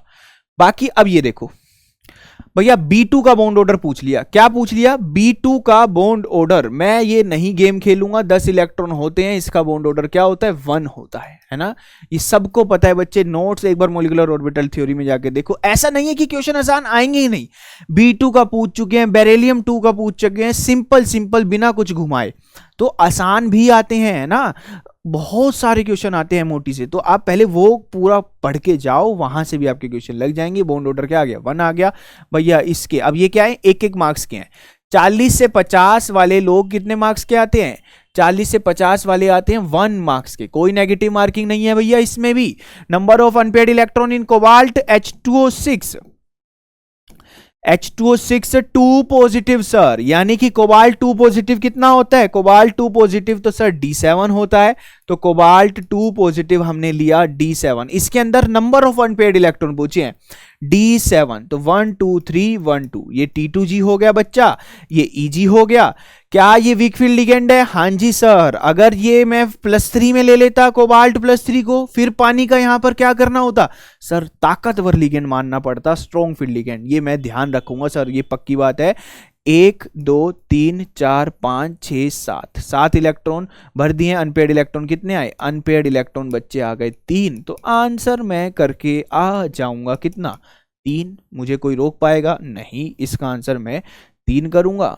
ऐसे पेन से तो बिल्कुल नहीं करूंगा, ये हमारे बच्चों को दिखे ही ना, दिख नहीं रहा सर क्वेश्चन, ऐसे मत कहना भाई, दिखना चाहिए। बाकी मैं पढ़ रहा हूं, है ना भाई। 14 का 3 होता है, 13 का 2.5, 12 का 2, 11 का 1.5, 10 का कितना 1। तो इसका बॉन्ड ऑर्डर कितना आया, 1 आया। आगे बढ़ते हैं, ये भी आपका उसी का है भाई, उसी का है, बजट फोटो की बजाय इधर ले आया हूं, उसी का ही है। 2 मार्क्स का है, NAT ही है ना, NAT ही है। The total degeneracy number of microstates, देखना नंबर ऑफ माइक्रोस्टेट्स की बजाय डी जनरेसी भी वो वर्ड मेंशन कर सकता है, तो Ti3 पॉजिटिव की पूछी है। आइए देख लेते हैं भाई, स्कूल टीचर इसका क्या होता है D1S2 होता है, इसका क्या होता है D2S2 होता है। इसको मैं क्या लेके जा रहा हूं 3 पॉजिटिव में लेकर जा रहा हूं तो क्या बन जाएगा D1 बन जाएगा। ठीक है, अब इसमें अगर मैं नंबर ऑफ माइक्रोस्टेट्स निकालूं, इसकी मैं नंबर ऑफ माइक्रोस्टेट्स निकालता हूं तो कितनी निकलेगी सर, माइक्रोस्टेट्स का फॉर्मूला NCR, N मतलब कितने स्पेस अवेलेबल हैं, D में तो सर 10 होते हैं, C मतलब कॉम्बिनेशन जो हम पढ़ते आए हैं, R मतलब एक है, तो 10C1 है ना। TI3 पॉजिटिव की पूछी है, कोई गड़बड़ नहीं है, ओके स्कूल टीचर, ठीक है। D2S2 D1 नंबर ऑफ माइक्रोस, ठीक है। 10C1 10 फैक्टोरियल 10 माइनस 1 यानी कि यहां पर क्या आएगा 1 फैक्टोरियल और 1 यहां पर 10 इंटू 9 फैक्टोरियल, इधर नीचे 9 है ही तो आपके आया क्या 10 आंसर आ जाएगा। तो आंसर यहां पर क्या हो गया बच्चे 10 आंसर हो जाएगा, बोलो हाँ या ना। क्लियर है भाई, आगे देखेंगे भाई है ना। ये अगला देखते हैं। अब हमारे पास जैम 2021 के हम लेते हैं, 2022 के हमने ले लिए हैं। अगर आप रियलिटी में एनालाइज करो तो मुश्किल से 1 या 2 क्वेश्चन पे मैं आपको कह सकता हूँ कि चलो ठीक है यहाँ पर आपको गड़बड़ लगी होगी, मगर बाकी सारे कॉन्सेप्ट बच्चे आपके थे, आप आराम से कर सकते थे। यहाँ पर भी ऐसा है, यहाँ पर भी इनऑर्गेनिक अगर आप देखेंगे तो स्कोरिंग रहती है हमेशा, अगर आपने अच्छे से पढ़ी है तो। और ऑब्वियसली आपने अच्छे से पढ़ी है भाई है ना, क्योंकि मुझे पता है क्या पढ़ाया है क्या नहीं पढ़ाया, तो अच्छे से ही पढ़ाया है और आपने अच्छे से पढ़ी भी होगी। चलिए पहला देखते हैं, पहला क्वेश्चन ये क्वेश्चन नंबर 2 यानी कि मतलब पेपर का 2 नंबर का क्वेश्चन था, यानी कि 1 मार्क्स का रहा होगा ये क्वेश्चन। क्या कह रहा है the correct order of ionic radii. अरे सर ये तो हमें बहुत आसानी से हम कर लेंगे, एक्सपर्ट हैं इसमें। तो यहाँ पर ये वही बात है, Al3 पॉजिटिव दे दिया, Mg2 पॉजिटिव दे दिया, कॉपी का ही है ये, तो Na पॉजिटिव दे दिया, F नेगेटिव दे दिया। अगर हमने कहा था कि एक आइसो इलेक्ट्रॉनिक स्पीशीज सबके नंबर ऑफ इलेक्ट्रॉन क्या है सेम है, तो आपकी आयनिक रेडियाई क्या होगी, आयनिक रेडियाई की अगर बच्चे में बात करूं तो वो डायरेक्टली प्रोपोर्शनल होते हैं किसके, नेगेटिव चार्ज के, नेगेटिव चार्ज के डायरेक्टली होंगे, और पॉजिटिव के भैया क्या होंगे, इन पॉजिटिव के क्या होंगे इनवर्स। अगर यहाँ पर O2 नेगेटिव लेता तो और बड़ा होता, देन N3 नेगेटिव और इससे भी बड़ा होता, तो सबसे छोटा क्या आएगा Al3 पॉजिटिव। क्यों, क्योंकि इसका Z इफेक्टिव सर ज़्यादा होता है, इस पे प्रोटॉन की अमाउंट ज़्यादा होती है, Z इफेक्टिव ज़्यादा, तो ये इलेक्ट्रॉन को पास बुला कर रखता है, यानी कि आंसर क्या आएगा Al3 पॉजिटिव सबसे छोटा। This one will be the right answer, C option. कोई भी ये गलत नहीं करके आना चाहिए था, सी ऑप्शन क्या होगा सही जवाब। चलिए नेक्स्ट देखेंगे, नेक्स्ट आपके पास क्या कहना चाह रहा है, नेक्स्ट आपको कह रहा है the correct order for pKa। pKa का ऑर्डर पूछा है बच्चे, ये वही है एसिडिटी के बारे में है ना, ऑर्गेनिक में भी हम देखते हैं एसिडिटी, यहाँ पर भी एक बार ये क्वेश्चन आया हो, तो पहले मैं आपको रिलेट करवा देता हूँ। देखो ध्यान रखना कि Ka जो होगा डायरेक्टली प्रोपोर्शन अगर हम कहेंगे एसिडिटी के होगा है ना, Ka डायरेक्टली प्रोपोर्शन होता है एसिडिटी के, मगर pK हो जाता है माइनस लोग है ना, माइनस लोग K हो जाता है, तो वहां पर हम कहते हैं कि ये इनवर्सली प्रोपोर्शन हो जाता है एसिडिटी के, यानी कि जो सबसे ज्यादा एसिड होगा वो सबसे कम pKa शो करेगा है ना सब। अब यानी कि अगर हाई pKa आपको कह रहा है कोई, हाई pKa कोई कह रहा है, तो वो सबसे लीस्ट एसिड है, वो क्या है लीस्ट एसिड है। और याद रखना वो मोर बेसिक है ना, बेसिसिटी भी ऑर्गेनिक में चेक करा लेता है pKa को यूज करके, तो अगर pKa ज्यादा है तो बेसिसिटी ज्यादा है और एसिडिटी कम है। यहां पर क्या होगा बच्चे, यहां पर आपके पास ये शो किया गया है, यहां पर ध्यान रखना, एक आपको गिवन है H कोबाल्ट CO का 4, ठीक है। ये क्या है, एक इसकी एसिडिटी कंपेयर करनी है, तो सबसे पहले इसका कॉन्जुगेट बेस बनेगा, -H पॉजिटिव निकलेगा यहां से, तो इसका बच्चे क्या बनेगा कॉन्जुगेट बेस बनेगा, कोबाल्ट हो जाएगा CO4 नेगेटिव, यहां पर नेगेटिव, ठीक है। इसी तरीके से इन सब का कॉन्जुगेट बेस बनेगा। अब ध्यान रखना कि जितना कार्बोनिल ज्यादा लगा हुआ है, जितना कार्बोनिल ज्यादा लगा हुआ है वो ज्यादा स्टेबल है। स्टेबिलिटी में कार्बोनिल सबसे ज्यादा स्टेबिलिटी देता है, क्योंकि ये इसकी इलेक्ट्रॉन विड्रॉइंग टेंडेंसी ज्यादा है ना, क्या बैक बॉन्डिंग के थ्रू ये नेगेटिव चार्ज को स्टेबल करता है, ठीक है। तो ये स्टेबिलिटी में सबसे आगे रहेगा। एक जगह है 4 कार्बोनिल, एक जगह 3 है, एक जगह 3 है और एक जगह 2 है, तो 2 वाला सबसे पीछे चला जाएगा, यानी कि 2 वाले की स्टेबिलिटी सबसे कम हो जाएगी है ना, ये ध्यान रखना, 2 वाले की सबसे कम स्टेबिलिटी हो जाएगी, तो ये सबसे पीछे हो गया स्टेबिलिटी वाइज, क्योंकि कार्बोनिल हमें ज्यादा चाहिए होते हैं, CO हमें कार्बोनिल की बजाय कार्बन मोनोऑक्साइड बोलो, CO। CO हमें ज्यादा चाहिए होते हैं क्योंकि ये नेगेटिव चार्ज को ज्यादा स्टेबलाइज करते हैं, थ्रू बैक बॉन्डिंग भी शो करते हैं, और इनकी एक्सेप्टिंग, वही बात है, पाई एक्सेप्टिंग टेंडेंसी ज्यादा है, ठीक है। उसके बाद अब सेकंड और थर्ड में, यानी कि मुझे पता लग गया फोर्थ की स्टेबिलिटी सबसे, कॉन्जुगेट बेस है ये, फोर्थ की स्टेबिलिटी सबसे कम है, तो ये क्या है बच्चे, लीस्ट एसिड है, ये लीस्ट एसिडिक है बच्चे, यानी कि सर मोर पीके होगा, हाँ जी, इसका पीके क्या होगा, सबसे ज्यादा होगा। तो आप वो वाला ऑप्शन सेलेक्ट कर लो जिसमें फोर्थ सबसे आगे हो, पीके में फोर्थ सबसे आगे हो एंड 1 सबसे पीछे हो। तो हमारे पास फोर्थ सबसे आगे इसमें है और इसमें है, यानी कि ए और सी तो आपका ए और डी तो आपका क्या हो गए, कैंसिल हो गए। अब इन दोनों में देखना है, अब ये ध्यान रखना PPS3 और POPS3, यहां पर क्या है, 3 CO है 3 CO है, PPS3 और POPS3 में कौन ज्यादा पाई एक्सेप्टिंग टेंडेंसी रखता है, तो ये एक ऑर्गेनोमेटिक्स में आपने पढ़ा होगा, पाई एक्सेप्टिंग, ये सीरीज याद रख लेना बच्चे, सबसे ज्यादा होती है PF3 की, देन या फिर आप यूं कहो इलेक्ट्रॉन विड्रॉइंग पावर सबसे ज्यादा PF3 की, देन PCl3 की, देन आपके पास PO एरोमेटिक हो कुछ, ठीक है, या फिर POR हो उसकी ज्यादा होगी, या फिर आपके पास उसके बाद आएगी P एरोमेटिक एंड देन उसके बाद आएगी PR3, यानी कि सबसे POPS3 अगर आपसे पूछा जा रहा है, और PPS3 में किसकी ज्यादा होगी विड्रॉइंग टेंडेंसी इलेक्ट्रॉन विड्रॉइंग, ये ज्यादा होगा, ये ज्यादा इलेक्ट्रॉन विड्रॉइंग होगा POPS3 में। इस सीरीज को याद रख लेना, इस सीरीज को याद रख लेना, बहुत काम की है, ये याद रख लेना, POPS3 की ज्यादा होती है, ये ज्यादा इलेक्ट्रॉन विड्रॉइंग है, POPS3 ज्यादा है, ठीक है, ये मोर इलेक्ट्रॉन विड्रॉइंग है, POPS3 ज्यादा है एज कंपेरिजन टू, यहां पर हम इस तरीके से लिख लेते हैं, चलो ये मिट गया, कोई दिक्कत नहीं है, POPS3 ज्यादा होगा एज कंपेरिजन टू PPS3।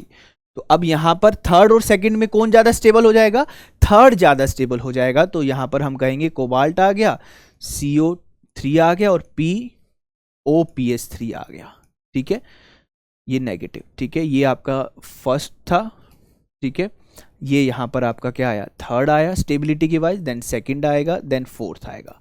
अब ये है स्टेबिलिटी का ऑर्डर, तो पीके का ऑर्डर क्या हो जाएगा, जस्ट रिवर्स हो जाएगा, फोर्थ की सबसे ज्यादा, then second, then third, then 1, यानी कि सी ऑप्शन क्या हो जाएगा, सही जवाब। बिल्कुल आसानी से करना था। हाँ, इस सीरीज का महत्व है, उस सीरीज को ध्यान रख लेना, वो आप ऑर्गेनोमेटिक्स में देखते हैं, जब हम वो पढ़ते हैं ना जीजे सॉल्ट, उसमें विड्रॉइंग ग्रुप का इफेक्ट आता है ना, विड्रॉइंग ग्रुप का इफेक्ट वहां पर आता है। और एक आप वो पढ़ते हो कार्बोनिल की stretching frequency, metal carbonyl complex की, तो वहां पर भी ये सीरीज ध्यान बताई जाती है, फोस्फिन्स के कॉम्प्लेक्स वहां पर बनते हैं, तो वहां पर बताई जाती है, मगर मैंने आपको ये सीरीज यहाँ लिखवा दी है, ठीक है। हाँ, ये बताने हैं आपको कि किसके क्वांटम नंबर के सेम रेडियल नोड होंगे, ये भी कितने नंबर का है, ये 1 नंबर का था, ये पिछला भी 1 नंबर का क्वेश्चन था, वो वाला 1 नंबर का क्वेश्चन था भाई, है ना, कौन से नंबर का है वो, हाँ पहला तो 1 ही नंबर का होगा, फोर्थ है, ये भी 1 नंबर का है। Radial node, same number of radial node, n-l-1 गिनना है भाई, n-l-1 गिनना है, किसमें होंगे, इसके n-l-1 कितना होगा, 3 माइनस, यहां पर करें 3 - 0 - 1, रेड पेन से करते हैं, सबका n-l-1 गिन लो, वो क्या होते हैं, रेडियल नोड होते हैं, ठीक है जी। तो यहां पर क्या हो गया, 3 - 1 - 1, यानी कि 3 - 0, L कितना है, 0 है, तो 3 - 2 आ गया यहाँ पर, 2 - 0 - 1 यानी कि 1, ये दोनों सेम नहीं है। यहाँ पर कितना हुआ, 3 - L कितना है, 1, ml की वैल्यू गिननी नहीं है, 3 - 1 - 1 यानी कि 1 आया, 2 - 1 - 1 कितना आया, 0, n2 है L1 है, तो यहाँ पर 0 आ गया। यहाँ पर कितना है, 3 - L कितना है, 2 है, -1 यानी कि 0।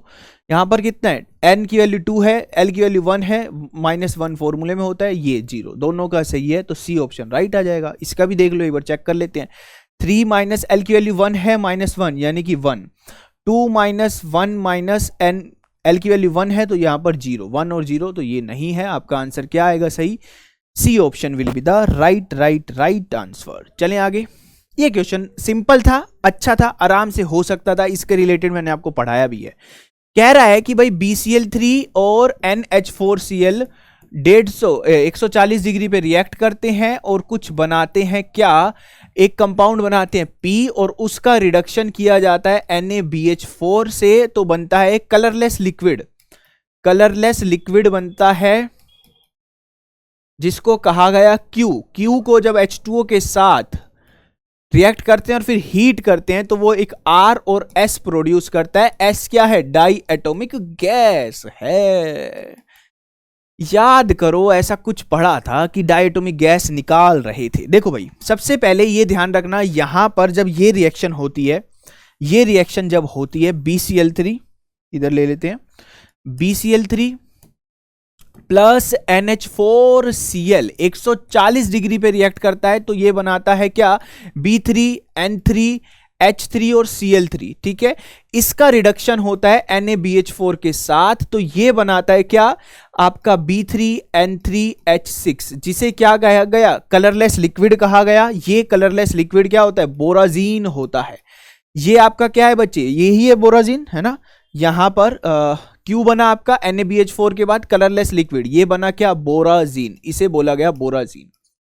ठीक है, बोराजीन इसे बोला जाता है। तो यहां पर आप क्या आ गया? क्या? बोराजीन। अब बोराजीन बनाना आ गया आपको। ये बोरोन है, ये नाइट्रोजन है, ये नाइट्रोजन है, बोरोन नाइट्रोजन, डबल बॉन्ड होता है यहां पर। ठीक है, अब इधर मैंने आपको कहा था H2O रिएक्ट कराया इन्होंने, H2O रिएक्ट करवाया। अब H2O में ये H पॉजिटिव हो गया, ये OH नेगेटिव हो गया। ठीक है जी, इधर किसके ऊपर डेल नेगेटिव आएगा बच्चे? Del negative. भाई नाइट्रोजन ज्यादा इलेक्ट्रोनेगेटिव है तो इस बॉन्ड की इलेक्ट्रॉन डेंसिटी अपने पास रखेगा, यहां नेगेटिव और यहां क्या? पॉजिटिव। तो बोरोन के पास जाएगा OH, यानी कि आपका क्या हुआ? यहां पर बोरोन के पास देखो H6 है तो हाइड्रोजन 6 के 6 के पास पहले थे, 6 के 6 के पास एक एक हाइड्रोजन पहले ही था। तो यहां पर ध्यान रखना, इस तरीके से हम, ठीक है, इधर क्या भाई? इधर आपने शो करा H और H, यहां पर एक इसके पास OH आया, इसके पास H आया। ठीक है भाई, यहां OH, यहां पर H, यहां पर हाइड्रोजन और यहां पर हाइड्रोजन, यहां पर H और यहां पर H। अभी ये क्या है? हीट नहीं हुआ, इसको हीट भी करना है। उन्होंने हीटिंग भी कहा है तो हीटिंग पे मैंने आपको कहा था क्या निकलता है भाई? हीटिंग पे हमने आपको बताया था कि इसका ये H2 बाहर जाएगा, ये H2 बाहर जाएगा और ये H2 बाहर जाएगा, 3 H2 बाहर जाएंगे और आपके पास क्या मिल जाएगा? आपके पास वापिस से nitrogen, boron, boron, nitrogen, boron, यहां पर नाइट्रोजन। ठीक है, डबल बॉन्ड वापिस आ जाएंगे। B के पास OH आएगा, नाइट्रोजन के पास H, H, H, यहां पर OH, यहां पर क्या? OH, यानी कि क्या बना? B3 बना, N3 बना, OH का 3 बना और H का 3 बना और H2 बाहर निकल गई। यही डायएटॉमिक गैस की बात हो रही थी, यही डायएटॉमिक गैस की बात हो रही थी भाई। R प्लस S, डायएटॉमिक गैस क्या है आपका? H2 है। R पूछा है आपसे, है ना, among the following the correct statement is R, आपसे पूछा है। SCl2 है? नहीं जी, SCl2 नहीं है। P क्या है? P B3N3H6 है? नहीं, P B3N3H3Cl3 है। इसके बाद Q जो है वो है B3N3H6, ये भी क्या है? गलत है। यहां पर क्या है? Q में कोई क्लोरीन नहीं था, वो सिर्फ बोराजीन था, तो ये भी गलत है। R आपका क्या है? BOHNH3। हाँ जी, बिल्कुल ठीक है, इसको आप ऐसे लिख सकते हो, BOH ले लो, है ना, H ले लो और N ले लो, इसका थ्राइस कर दो, बिल्कुल कर सकते हैं। तो यहां पर आपके पास क्या है? BOHNH3। तो आपका R क्या है? ये बना है, ये रिएक्शन करवाई है भाई, H2 का एलिमिनेशन वगैरह ये सब बताया हुआ है। सिंपल था, कोई घबराहट की बात नहीं है। 2 मार्क्स। हाँ, मैं मानता हूं इस पेपर का, इनऑर्गेनिक का मुश्किल क्वेश्चन में से एक अगर कोई था तो ये था। कोई बात नहीं, जिन्होंने, है ना, याद रहा होगा तो ही अटेम्प्ट हुआ होगा। बहुत ज्यादा चांसेस है इसमें नेगेटिव जाने के, हो जाती है गड़बड़, पर कोई दिक्कत नहीं है। हमने सॉल्यूशन देखा है, सॉल्यूशन कैसे हो सकता था, हमने वो कोशिश की है पढ़ने की भाई, है ना, कोशिश तो हम कर ही सकते हैं। घबराना नहीं है, नेगेटिव थॉट्स नहीं लाने हैं भाई, मैं आपको रिक्वेस्ट कर रहा हूं। ये देखना जरूरी होता है, PYQ देख रहे हैं, मजे से देखो, समझो। ऐसे क्वेश्चन, है ना, वही है जो शुरू में मैंने आपको लाइन बोली है कि थोड़े होते हैं कि कुछ अनप्रेडिक्टेबल चीजें मिलती हैं, तो उनसे घबराने का बिल्कुल नहीं भाई। चलिए भाई, ये आपसे पूछा है कि 18 इलेक्ट्रॉन रूल कौन फॉलो नहीं करता? 18 इलेक्ट्रॉन रूल यहां पर कौन फॉलो नहीं करता, ये आपको बताना है। तो 18 इलेक्ट्रॉन रूल का सबसे पहले ना, ये मैं आपको थोड़ा सा बता देता हूं। टोटल वैलेंस इलेक्ट्रॉन, जैसे जो ये 18 इलेक्ट्रॉन रूल है ना, इसमें आपको क्या करना होता है बच्चे? आपको टोटल वैलेंस इलेक्ट्रॉन काउंट करने होते हैं। क्या करने होते हैं? टोटल वैलेंस इलेक्ट्रॉन काउंट करने होते हैं, यानी कि वैलेंस इलेक्ट्रॉन ऑफ मेटल आपको देखने होते हैं। ठीक है बच्चे। उसके बाद लिगेंड का कंट्रीब्यूशन, कि एक लिगेंड कितने इलेक्ट्रॉन डोनेट कर रहा है, लिगेंड का कंट्रीब्यूशन। ठीक है, ये लिगेंड कंट्रीब्यूशन, ये कहां से क्वेश्चन है? ऑर्गेनोमेट्रिक का क्वेश्चन है। देन उसके बाद बच्चे क्या, एनाइनिक चार्ज प्लस होता है, नेगेटिव चार्ज को आप क्या करते हो? ऐड करते हो, और कैटाइनिक चार्ज को यानी कि पॉजिटिव चार्ज को क्या करते हो? माइनस करते हो। ये ध्यान रखना, ये तरीका होता है निकालने का। ठीक है, अब हम वन बाय वन निकालते हैं, यहाँ से आपको सीखने को मिलेगा काफ़ी कुछ। जैसे कि कॉमन में आपको बता देता हूँ, CO हो गया, PPS3 हो गया, इनके वैलेंस इलेक्ट्रॉन का काउंट कितना होता है? 2 यूज़ होते हैं, सबसे ज़्यादा ये यूज़ होंगे आपको। अब यहाँ पर आपके पास क्या है, और किसी की हेप्टासिटी गिवन है तो सिंपल ही हो जाएगा। सबसे पहले मेटल के वैलेंस इलेक्ट्रॉन भी आपको पता होने चाहिए, है ना। मेटल के वैलेंस इलेक्ट्रॉन भी यहाँ पर आपको पूरा पता होना चाहिए। School, teacher, very, cruel, make, free, coaching, near, cousin. ठीक है जी, ये जरा, न्यू, मॉडर्न, टेक्नोलॉजी, रुक, रही, पर, आगे क्या, आगे क्या भाई? सदमा। देन बच्चे ला, हफ्ता, नहीं भाई आपसे हफ्ता नहीं ले रहे कहीं ऐसे तो सेंटेंस बन गया, ला बच्चे हफ्ता, ला हफ्ता, वरना रे, है ना भाई। मैं तो बहुत शरीफ सा हूँ, आप मुझसे हफ्ता ले लोगे क्या पता ला हफ्ता वरना रह उस इरिटेटिंग पोपट के साथ और हो जा पागल। ठीक है, क्या ये लाइन है। अब यहाँ पर बच्चे क्या करना है, यहाँ पर आपको ध्यान रखना है कि वैलेंस इलेक्ट्रॉन किसके कितने होते हैं भाई। ये इलेक्ट्रॉनिक कन्फिगरेशन होती है D1S2, यानी कि इसके वैलेंस इलेक्ट्रॉन होते हैं 3, इसके क्या होते हैं बच्चे? 4, इसके होते हैं 5, इसके होते हैं 6, इसके होते हैं 7, 8, 9, 10, 11, 12, है ना। D1S2 तीनों ही गिने जाते हैं। तो यहाँ पर इस तरीके से इनके वैलेंस इलेक्ट्रॉन है पूरे के। अब जैसे कि पहला एग्जाम्पल था आपके पास, पहला हमने उठाया क्या, ये है। यहाँ पर ले लेते हैं N5 गिवन है, C5H5 है। अगर ये हेप्टासिटी गिवन है तो इसका कंट्रीब्यूशन कितना है? 5 है। देन आपके पास क्या है? Ti है। देन CO कितने हैं? 4 है, और नेगेटिव चार्ज है। ठीक है जी, आइए इसके वैलेंस इलेक्ट्रॉन गिनते हैं। हेप्टासिटी उसकी 5 है, यानी कि उसका तो 5 कंट्रीब्यूशन होगा। स्कूल, टीचर D2S2, यानी कि 4 मेटल के वैलेंस इलेक्ट्रॉन होंगे। एक CO 2 लेकर आता है, 4 हैं तो 2 × 4 यानी कि 8। नेगेटिव को हम क्या करते हैं? प्लस करते हैं। कितना बना भाई? 9 + 8 + 1 यानी कि कितना आया? 18 आया। तो ये आपका आंसर नहीं है, आपको नो टोबे वाला बताना है। ठीक है भाई। देन उसके बाद आपका आया क्या?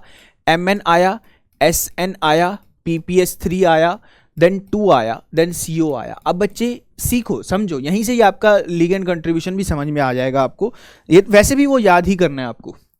Mn के कितने होते हैं? 7, D5S2। Sn PPS3 को आप जरा SnH3 या फिर आप इसको कंपेरेबल समझो CH3 के साथ।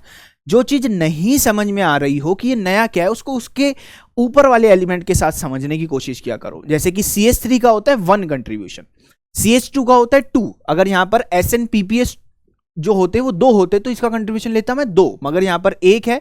CH3 का कितना होता है? 1 होता है कंट्रीब्यूशन, तो Sn PPS3 का भी क्या होगा? 1 होगा। CO का 8 आएगा, नेगेटिव का क्या आएगा? 1 आएगा। 7 + 1 8, 8 और 8 16, और यहां पर हमारे पास कितना आया भाई? अच्छा, ये हमारे पास 2 है ना, तो इसको 2 कर लो। ये 2 है ना हमारे पास, PPS3 कितने हैं? 2 है, तो 7 + 2 + 8 + 1 यानी कि कितना आया? 18 ही आया। तो ये भी हमारा आंसर नहीं है। देन उसके बाद इसका 5, इरिडीनियम देखो कितने वैलेंस इलेक्ट्रॉन रखता है? 9, है ना। यहां पर याद होना चाहिए इरिडीनियम कितना है? 9 वैलेंस इलेक्ट्रॉन। पहले लिख लिया करो, पेपर में जाके सबसे पहले ये उतार देना। सबसे पहले जब वो मिले स्क्रिबल पेड, तो सबसे पहले ये उतार देना, वैलेंस इलेक्ट्रॉन काउंट, या जो जो चीजें आपको लिखनी है ना। कई बार होता है कि मैंने किया है भाई ऐसा, पेपर में घुसा, एक आदि जो उतारने का मन करता था उतार, और ऐसा नहीं कि सब कुछ उतारने लग जाओ भाई, रिस्क मत लेना। कई बार ऐसा भी होगा, मान लो आप उतारने बैठ गए, क्योंकि कई महान हस्तियां ऐसी होती है, कोई सीरीज लिखने बैठ जाएंगी, ट्रांस इफेक्ट की कुछ लिखने बैठ रही है, या फिर कोई ऐसी सीरीज लिखने बैठ रही है जो याद, चाहे पेपर में क्वेश्चन आए या ना आए, और अगर आप लिखने बैठे हो और वो गलत हो गई, फिर कॉन्फिडेंस टूटेगा। मगर ये वैलेंस इलेक्ट्रॉन वगैरह वाली चीजें लिख लिया करो, क्योंकि ये तो आएंगे ही आएंगे, और ये तो आपको पता होने चाहिए भाई, ये आपको पता होने चाहिए। 5 + 9 CH2, अभी मैंने बताया CH3 1 कंट्रीब्यूट करता है, मगर CH2 क्या होता है, कार्बिन की तरह बिहेव करता है, तो ये 2 कंट्रीब्यूट करता है, इसका 2। PPH3 PH3 PME3 ये भी कितना कंट्रीब्यूट करता है, 2 ही कंट्रीब्यूट करता है। 5 + 4 9 और 9 कितना 18, ये भी आंसर नहीं है, बचा अकेला इंसान ये। आइए इसके गिनते हैं। ला हफ्ता HFTA, TA के पास कितने वैलेंस इलेक्ट्रॉन है भाई, 5 है, ये रहे इसके 5 वैलेंस इलेक्ट्रॉन, तो यहां पर हमने लिया 5। हाइड्रोजन क्लोरीन ये सब कितना कंट्रीब्यूट करते हैं, 1 1, 3 क्लोरीन है तो 3। मैंने आपको कहा PPH3 हो PR3 हो कोई भी हो, वो कितना कंट्रीब्यूट करेगा, 2 करेगा, 2 दूनी 4, 4 हो गए। अब देखो ये क्या है, CHCME3 है, तो CHCME3 क्या है, इस तरीके से होगा जरूर। अब ये क्या है बच्चे, कार्बिन ही तो है, ये कार्बिन ही तो है, ये कितना कंट्रीब्यूट करेगी, 2 कंट्रीब्यूट करेगी। 5 + 3 8, 8 और 6 कितना 14 इलेक्ट्रॉन, तो हमारा आंसर ये होगा, ये 18 इलेक्ट्रॉन रूल फॉलो नहीं कर रहा। डी हमारा क्या हो जाएगा, आंसर हो जाएगा। 2 नंबर का क्वेश्चन था, हो सकता था, आराम से क्वेश्चन कर सकते थे, वैलेंस इलेक्ट्रॉन काउंट के क्वेश्चन एक्सपेक्ट किए जाते हैं, तो आप इसको देख लेना, सिंपल सा आपका आंसर आ जाएगा। चलिए भाई, किसी से उम्मीद नहीं करूंगा ये कोई गलत करे, है ना, ये मैंने ही पढ़ाया है तो मुझे पता है कि ये आपको आता है। I3 नेगेटिव, I3 नेगेटिव की हाइब्रिडाइजेशन पूछिए, अरे ClF3 की, ये तो 2 नंबर जल्दी से मिले हैं, उठा लो भाई। I3 नेगेटिव को सर क्या लिख देते हैं, II2 नेगेटिव कर दें, कर देते हैं भाई। आयोडीन के पास कितने वैलेंस इलेक्ट्रॉन, 7, नेगेटिव चार्ज मतलब 8 वैलेंस इलेक्ट्रॉन, 3 4 5 6 7 8, 1 और 2, 1 lone pair, 2 lone pair, 3 lone pair, कितना बना, 2 बॉन्ड पेयर बना प्लस 3 लोन पेयर बना सर, 5 बन गया कुल मिला के, स्टेरिक नंबर 5 बन गया। 5 का तो sp3d ही करना पड़ेगा जी, कर दिया, sp3d करवाया हुआ है ये। क्लोरीन के पास कितने वैलेंस इलेक्ट्रॉन, 7, 1 2 3, 2 लोन पेयर, ठीक है, कितने बनेंगे भाई, 2 लोन पेयर आपके पास बनेंगे, 1 लोन पेयर और 2 लोन पेयर, ठीक है। 3 बॉन्ड पेयर 2 लोन पेयर, ये भी क्या sp3d, ये क्या है SF4। सल्फर के पास 6 वैलेंस इलेक्ट्रॉन, 4 लोन पेयर और 4 बॉन्ड पेयर और 1 लोन पेयर, क्या बना, 4 bond pair plus 1 lone pair, ये भी क्या बना, sp3d ही बना। तो आंसर क्या आ जाएगा बच्चे, आंसर आपका आ जाएगा C। 2 नंबर का था, 11 से और 30 वाले कितने होते हैं, 2 नंबर के होते हैं, तो आपका क्या आएगा, sp3d sp3d sp3d sp3d, ठीक है भाई। चलिए, the decreasing order of carbon carbon bond length in the following complexes, है ना, ऑर्गेनोमेटलिक का ही है। जीजे सोल्ट पे मैंने आपको ये क्वेश्चन एक बार लिया हुआ है कि भाई जैसे बैक बॉन्डिंग वहां पढ़ते हो कार्बोनिल में, ऐसे ही बैक बॉन्डिंग यहां पर भी एक दिखाई जाती है, ये इस तरीके से अल्कीन होता है, ठीक है। हम कहते हैं कि ये इसको डोनेट करते हैं और ये उतना ही डबल बॉन्ड से सिंगल बॉन्ड में बदल जाता है, ठीक है। तो यहां पर एक बात ध्यान रखना, more electron withdrawing group substituent, जितने इलेक्ट्रॉन विड्रॉइंग सब्स्टिट्यूएंट होंगे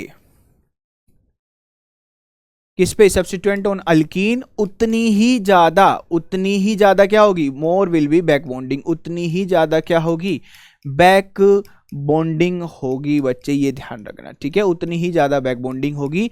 तो और उतनी ही ज्यादा आपकी मेटल और कार्बन की बॉन्ड स्ट्रेंथ बढ़ेगी और कार्बन कार्बन की बॉन्ड स्ट्रेंथ घटेगी। अब यहां पर इसने क्या पूछा है, इसने पूछा कार्बन कार्बन की बॉन्ड लेंथ। अब देखो भाई, बैक बॉन्डिंग होने से, बैक बॉन्डिंग अगर बढ़ रही है तो हम सीधा बॉन्ड लेंथ पे चलते हैं, कार्बन कार्बन से रिलेट करते हुए। बैक बॉन्डिंग अगर आप बढ़ा रहे हो तो आपके कार्बन कार्बन की बॉन्ड स्ट्रेंथ कितना, डबल बॉन्ड से सिंगल बॉन्ड में कन्वर्ट हो रहा है, डबल बॉन्ड से सिंगल बॉन्ड में कन्वर्ट होने के कारण बॉन्ड लेंथ क्या हो रही है, बॉन्ड लेंथ तो सर बढ़ रही है, बॉन्ड लेंथ तो क्या हो रही है, बढ़ रही है। तो ध्यान देना, किसके अंदर सबसे ज्यादा बैक बॉन्डिंग होगी, सबसे ज्यादा बैक बॉन्डिंग होगी जिसमें विड्रॉइंग ग्रुप लगे हुए हैं। देखो, एक बार CH2 है, एक बार साइनाइड है, और एक बार क्या है CF2 और एक बार CF2, दोनों जगह CF2 है। तो जहां पर चारों जगह साइनाइड है, यहां पर क्या है, मोर विड्रॉइंग ग्रुप है, मोर इलेक्ट्रॉन विड्रॉइंग ग्रुप है, तो इधर मोर बैक बॉन्डिंग, तो इधर मोर बॉन्ड लेंथ, है ना, more bond length of carbon carbon, ठीक है। तो साइनाइड है और दूसरी जगह फोर्थ में क्या है, फ्लोरीन है, तो सेकंड आएगा देन फोर्थ आएगा। फर्स्ट वाले में बैक बॉन्डिंग सबसे कम क्योंकि विड्रॉइंग ग्रुप नहीं है, हाइड्रोजन है। फर्स्ट और थर्ड में कैसे कंपेयर किया, थर्ड में 2 फ्लोरीन है और फर्स्ट में कोई भी फ्लोरीन नहीं है। सेकंड में सबसे ज्यादा बैक बॉन्डिंग थी, तो सेकंड सबसे पहले आएगा, उसकी बॉन्ड लेंथ सबसे ज्यादा आएगी। सेकंड में साइनाइड ग्रुप लगे हुए हैं 4 और उसके बाद 4। साइनाइड ज्यादा विड्रोइंग है as compare to fluorine, cyanide ज्यादा विड्रोइंग है। साइनाइड क्या है, पाई एक्सेप्टर है, ये ज्यादा विड्रोइंग है, ठीक है। और फ्लोरीन सिग्मा से खींचेगा, तो ये ज्यादा आपका साइनाइड वाला ज्यादा बैक बॉन्डिंग करेगा, जिसके कारण साइनाइड सबसे ज्यादा बैक बॉन्डिंग, सबसे ज्यादा बॉन्ड लेंथ, ठीक है भाई। फोर्थ सी ऑप्शन आपका क्या हो जाएगा, राइट आंसर हो जाएगा। क्लियर है, चलिए आगे चलते हैं। बायो इनऑर्गेनिक से क्वेश्चन आते ही आते हैं, ऐसा हो ही नहीं सकता बायो इनऑर्गेनिक से क्वेश्चन ना आए। 2 मार्क्स का सिंपल सा क्वेश्चन, अभी हमने 3 मार्क्स के और देखे थे, 2 मार्क्स का ये और 5 मार्क्स का कोई भी क्वेश्चन ऐसा नहीं था जो ना उस 3 घंटे की वीडियो में आप ना देख पाए हो। जाकर देखो भैया, बहुत अच्छा कंटेंट आपको दिया गया है ना। मैंने पेपर दिया हुआ है, मैंने पेपर यहाँ पर आपको पता नहीं कितने ही टाइम से मैं ये इसमें हूँ, तो मुझे पता है कि आप कितने क्वेश्चन कर सकते हो उन लेक्चर्स को देख के। लगभग सब क्वेश्चन, अगर आपने मेरे लेक्चर्स देखे हुए हैं बायो इनऑर्गेनिक का, तो एक ही लेक्चर लिया हो 3 घंटे का, तो वो आपको हेल्प करेगा बच्चे। साइटोक्रोम P450 क्या करता है सर, O2 को तोड़ता है और उसे RH बॉन्ड में घुसा देता है।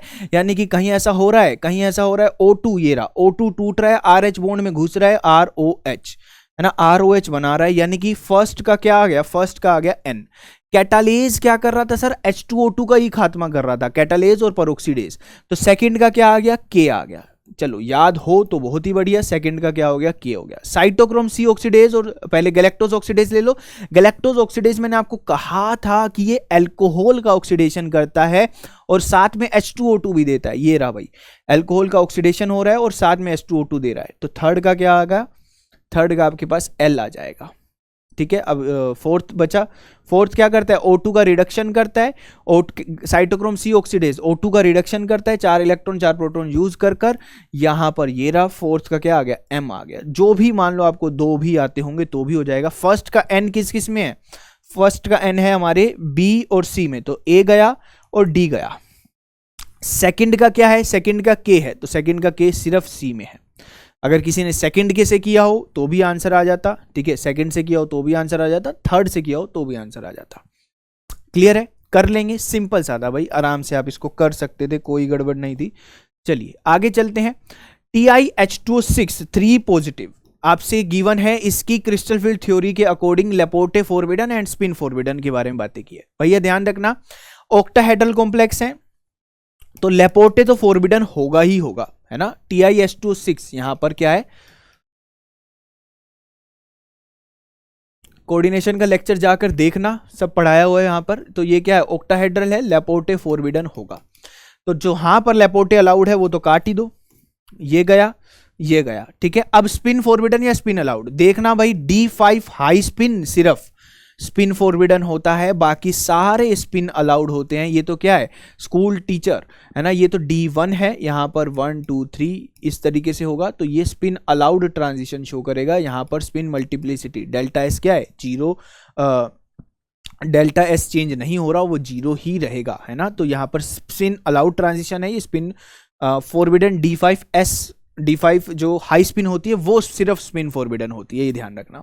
तो आपके पास क्या हो गया, Laporte forbidden and spin allowed. D option क्या हो गया बच्चे, सही जवाब हो गया। बोलो हाँ या ना, सिंपल सा था, 2 मार्क्स का गिफ्ट का क्वेश्चन था भाई। क्लियर है, तो ये 32वां नंबर है इसका, है ना, 32वां, यानी कि MSQ मल्टीपल सेलेक्टिव होगा, है ना, यानी कि एक से ज़्यादा आंसर सही होंगे।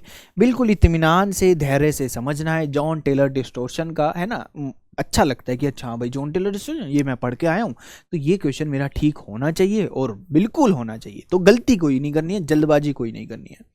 जैसे कि यहाँ पर क्या है, CO है, CN है, 5 CN गिवन है और 1 पानी गिवन है हमें, और यहाँ पर 3 नेगेटिव है। तो सबसे पहले JTD कौन देता है, जब T2G और EG अनसिमेट्रिकल हो तब JTD होता है। तो उसके लिए इलेक्ट्रॉनिक कन्फिगरेशन, उससे पहले मेटल की ऑक्सीडेशन स्टेट। साइनाइड कितना शो करता है, -1, तो माइनस का 5 यहाँ आ गया और माइनस का 3 इधर है, तो X कितना हो गया वहां जाकर +2। कोबाल्ट किस में आया भाई, +2 ऑक्सीडेशन स्टेट में चला गया बच्चे, यानी कि ये कितना हो गया, ये हमारे पास हो गया D7। तब ऑक्टाहेड्रल में यहां पर हम लिखेंगे D7, 1 2 3। स्ट्रॉन्ग लूं या वीक लूं, नीचे रखूं या ऊपर रखूं, सर ये तो वीक है, सॉरी स्ट्रॉन्ग है, साइनाइड है हमारा, ताकतवर है, तो ये पेयरिंग करवा देगा। यहाँ पर क्या करेंगे, स्ट्रॉन्ग फील्ड लिगेंड है तो पेयरिंग करवा देगा, ठीक है। अब ये क्या है, ईजी अनसिमेट्रिकल है तो बच्चे ये जेटीडी शो करेगा। ये क्या करेगा, जेटीडी शो करेगा। ए ऑप्शन में जेटीडी है, ए ऑप्शन तो ठीक है। दूसरा आपके पास क्या आया, NiF6 2 नेगेटिव। ध्यान से इसको समझो, है ना, आराम से इसको समझो। Ni के पास ऑक्सीडेशन स्टेट कितना है, फ्लोरीन 6 रखता है, यहां पर -2 है तो X इजिकल टू 6 -2 हो गया तो X कितना हो गया, प्लस का 4 हो गया बच्चे। तो इधर आपके पास क्या आ गया, इधर आपके पास हो गया निकल कितने में, निकल +4 में चला गया। निकल की ऑक्सीडेशन स्टेट जब 0 होती है तो होती है इलेक्ट्रॉनिक कन्फिगरेशन D8S2, यहां पर क्या हो जाएगी, D6 हो जाएगी। ऑक्टाहेड्रल है तो ऑक्टाहेड्रल की स्प्लिटिंग। फ्लोरीन क्या है सर, वीक फील्ड लिगेंड है तो हम इसे लो स्पिन या हाई स्पिन बना देते हैं। क्या ये सही होगा, नहीं बच्चे। अगर +4 ऑक्सीडेशन स्टेट है, कहा था आपको, चीख चीख के कहा था, +4 ऑक्सीडेशन स्टेट में हमेशा पेयरिंग होगी। अगर +4 ऑक्सीडेशन स्टेट है, यहां पर लिख लेना +4 ऑक्सीडेशन स्टेट, तो सर ने बताया है सबके सब स्ट्रॉन्ग फील्ड रहेंगे, यानी कि लो स्पिन कॉम्प्लेक्स बनेंगे, 6 के 6 यहां पर बैठे होंगे। सिमेट्रिकल इलेक्ट्रॉनिक कन्फिगरेशन, वाह जी वाह, यहां पर जेटीडी का नामो निशान नहीं। जैसे ही इसको हाई स्पिन कर दोगे जेटीडी शो होने लगेगा, और जैसे ही बी के गोले के ऊपर टिक कर दिया 2 नंबर पानी में चले जाएंगे। तो बी आपका आंसर नहीं था, ये नहीं था आपका आंसर बच्चे, क्योंकि ऑक्सीडेशन स्टेट, इसीलिए कहते हैं सब कुछ इंपॉर्टेंट है, आधा अधूरा नहीं, सब कुछ इंपॉर्टेंट है बच्चे। चले आगे चले, देखो यहां पर आपके पास क्या है, यहां पर अगर हम बात करें Mn है, ये C है, हाँ इधर देखते हैं ये वाला है क्या Mn, आगे लेकर चलते हैं, ये है Mn हो गया CnMe6, यहां पर क्या है भाई, ऑक्सीडेशन +2। अब बच्चे कभी समझ ना आ रहा हो तो इसे कंपेयर करने की कोशिश करो। ये क्या है आपका RCnR की तरह है ना, C triple bond N R है ना, एक तरीके से RCN, ये भी एक क्या है, स्ट्रॉन्ग फील्ड लिगेंड है। स्ट्रॉन्ग फील्ड लिगेंड रहता है तो Mn+2 आपका क्या होगा, D5 शो करता है, D5 शो करेगा 1 2 3, स्ट्रॉन्ग फील्ड लिगेंड है, लो स्पिन बनेगा 1 2 3 4 और एक ये अनसिमेट्रिकल है। अनसिमेट्रिकल है तो बच्चे जेटीडी यहां पर क्या होगा, प्रेजेंट होगा। बोलो हाँ या ना। तो आंसर में आपका क्या आ जाएगा, आंसर में आपका सी ऑप्शन भी आ जाएगा यहां पर, ठीक है, ये ऑप्शन भी आ जाएगा। उसके बाद ये वाला देखें भाई, कोबाल्ट, चल जा भाई, कोबाल्ट हो गया, यहां पर कोबाल्ट हो गया, En2 हो गया, F2 हो गया, ठीक है, और यहां पर क्या हो गया, पॉजिटिव हो गया, ठीक है। अब इधर क्या करोगे, इधर आप क्या करोगे, X En की कोई भी ऑक्सीडेशन स्टेट नहीं होती, 0 होती है, X-2, यहां पर +1 है, X कितने पे चला गया, +1 पे चला गया। कोबाल्ट के साथ सॉरी +3 में जाएगा, क्या हो गया, +3, तो कोबाल्ट 3 कितना हो गया, कोबाल्ट +3 क्या हो गया, D6 हो गया। अब बच्चे D6, मगर ध्यान रखना नाइट्रोजन डोनिंग एटम लगे हुए हैं तो +3 के साथ NH3 और ये En वहां पर क्या रहते हैं, स्ट्रॉन्ग, मतलब +3 के साथ ये स्ट्रॉन्ग फील्ड लिगेंड बिहेव करेंगे। पानी का मॉलिक्यूल करता है, वो बताया था मैंने, कोबाल्ट +3 के साथ H2O करता है स्ट्रॉन्ग फील्ड लिगेंड, मगर नाइट्रोजन डोनर तो सारे ही स्ट्रॉन्ग फील्ड होते हैं। तो यहाँ पर ये T2G हो गया बच्चे, यहाँ पर ये क्या हो गया, Eg हो गया, D6 नीचे रहेंगे तो ये क्या है बच्चे, सिमेट्रिकल है। JTD यहाँ पर नहीं होगा, गड़बड़ कराने वाले तो क्वेश्चन नहीं था, मगर हाँ ये Ni वाली बात गड़बड़ कर सकती थी। तो इसका आंसर क्या मैं भर के आऊंगा, A एंड C आंसर में भर के आऊंगा, A एंड C 2 नंबर में पाकर आऊंगा। घबराना नहीं है ना, टेंशन हो रही होगी सर ये वाली गलती हो जाती तो 2 नंबर चूक जाते, अरे अरे अरे, है ना, बेचैनी सी हो जाती है, कई बार डर सा लगने लगता है कि यार ये छोटी गलती तो मैं कर सकता हूँ, मैं तो अभी पता नहीं कितनी सैकड़ों गलती कर रहा हूँ, ये रफ रजिस्टर में देखने बैठूंगा तो गलतियों का भरमार कर रखा है। भाई सब करते हैं, सबके साथ होता है, प्रैक्टिस करते वक्त गलतियां होती है, वहां पर अपने आप को एक वो देकर चलना है कि अरे तू कर सकता है, तू पक्का कर सकता है, तू सही कर सकता है। एक ऐसा पॉजिटिव एटीट्यूड के साथ बैठना पड़ेगा, रेदर देन अपने पुराना इतिहास उठा के कि मैं तो 2 और 2 5 भी करके बैठा था एक दिन रफ कॉपी में। ये इतिहास उठा के पेपर देने मत जाना, वो गलतियां होती है, हमारा माइंड उस कई बारी जब प्रैक्टिस कर रहे होते हैं तो इतना ज़्यादा कॉन्शियस नहीं होता, वो छोटी मोटी गलतियां हो जाती है, मगर पेपर में आप करोगे, पक्का करोगे, कह रहा हूँ ना मैं ना, ये सब जो आप फील कर रहे होगे इस वक्त वो सब कुछ फील किया हुआ है भाई, तो प्लीज़ है ना मेरे एक्सपीरियंस से सीख लो भाई। है ना, हम तो अपने हैं, है ना, अब आप मेरे एक्सपीरियंस से तो सीख सकते हो, ठीक है। चलिए एक और क्वेश्चन देखते हैं, टोटल नंबर ऑफ माइक्रोस्टेट्स। हाँ, एनईटी में माइक्रोस्टेट्स के क्वेश्चन पिछले अभी भी देखा है, 2022 में भी है, 2021 में D8 से पूछ लिया एक बारी, तो यहाँ पर D8 का माइक्रोस्टेट्स का पूछा है भाई, तो कर लेते हैं।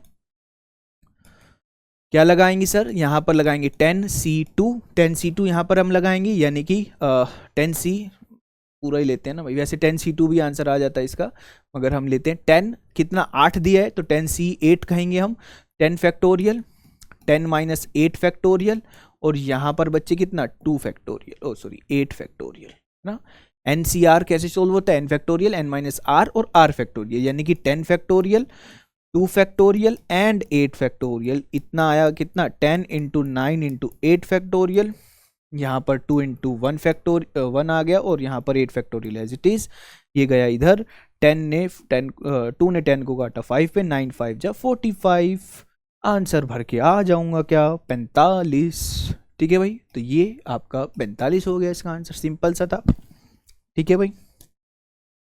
चलिए, तो ये थे आपके जैम 2022-2021 के PYQ इनऑर्गेनिक केमिस्ट्री के। मैं उम्मीद करता हूँ आपको मजा आया होगा, आपको एक पॉजिटिव यहाँ से उठकर, जब ये लेक्चर वीडियो बंद होए, जब ये थैंक यू हो जाए, तब पॉजिटिव होकर यहाँ से जाना है। कितनी गलतियां हुई, कितनी छोटी छोटी गलतियां हुई, वो कोई दिक्कत नहीं है, आपने वीडियो देखी, कुछ ना कुछ जरूर सीखा। हर बार ये ध्यान रखना, कुछ ना कुछ सीख के ही उठे हो, तो इस पॉजिटिव माइंडसेट के साथ आगे अब जो भी आपको पढ़ाई करनी है वो पढ़ाई कंटिन्यू करें। छोटा सा ब्रेक लेना है, छोटा सा ब्रेक लीजिए, मगर हाँ, प्रैक्टिस करना बहुत जरूरी है। ये हम दोनों साथ मिलकर सोल्व कर रहे हैं, तो मैं उम्मीद करता हूँ आपने क्वेश्चन खुद भी ट्राई किए होंगे, ठीक है, और उम्मीद करता हूँ आपको अच्छा लगा होगा session. Thank you so much, अपना ध्यान रखिए प्लीज़, स्वस्थ रहिए, है ना, खाना पीना एकदम अच्छा रखिए, थोड़ा सा पेपर करीब है तो अपना ज़रूर ध्यान रखिए, ठीक है, ज़्यादा टेंशन नहीं लेनी, बिल्कुल नहीं लेनी। टेक केयर, फिर मिलेंगे नेक्स्ट सेशन में नेक्स्ट लेक्चर के साथ, तब तक के लिए पढ़ते रहिए, धन्यवाद।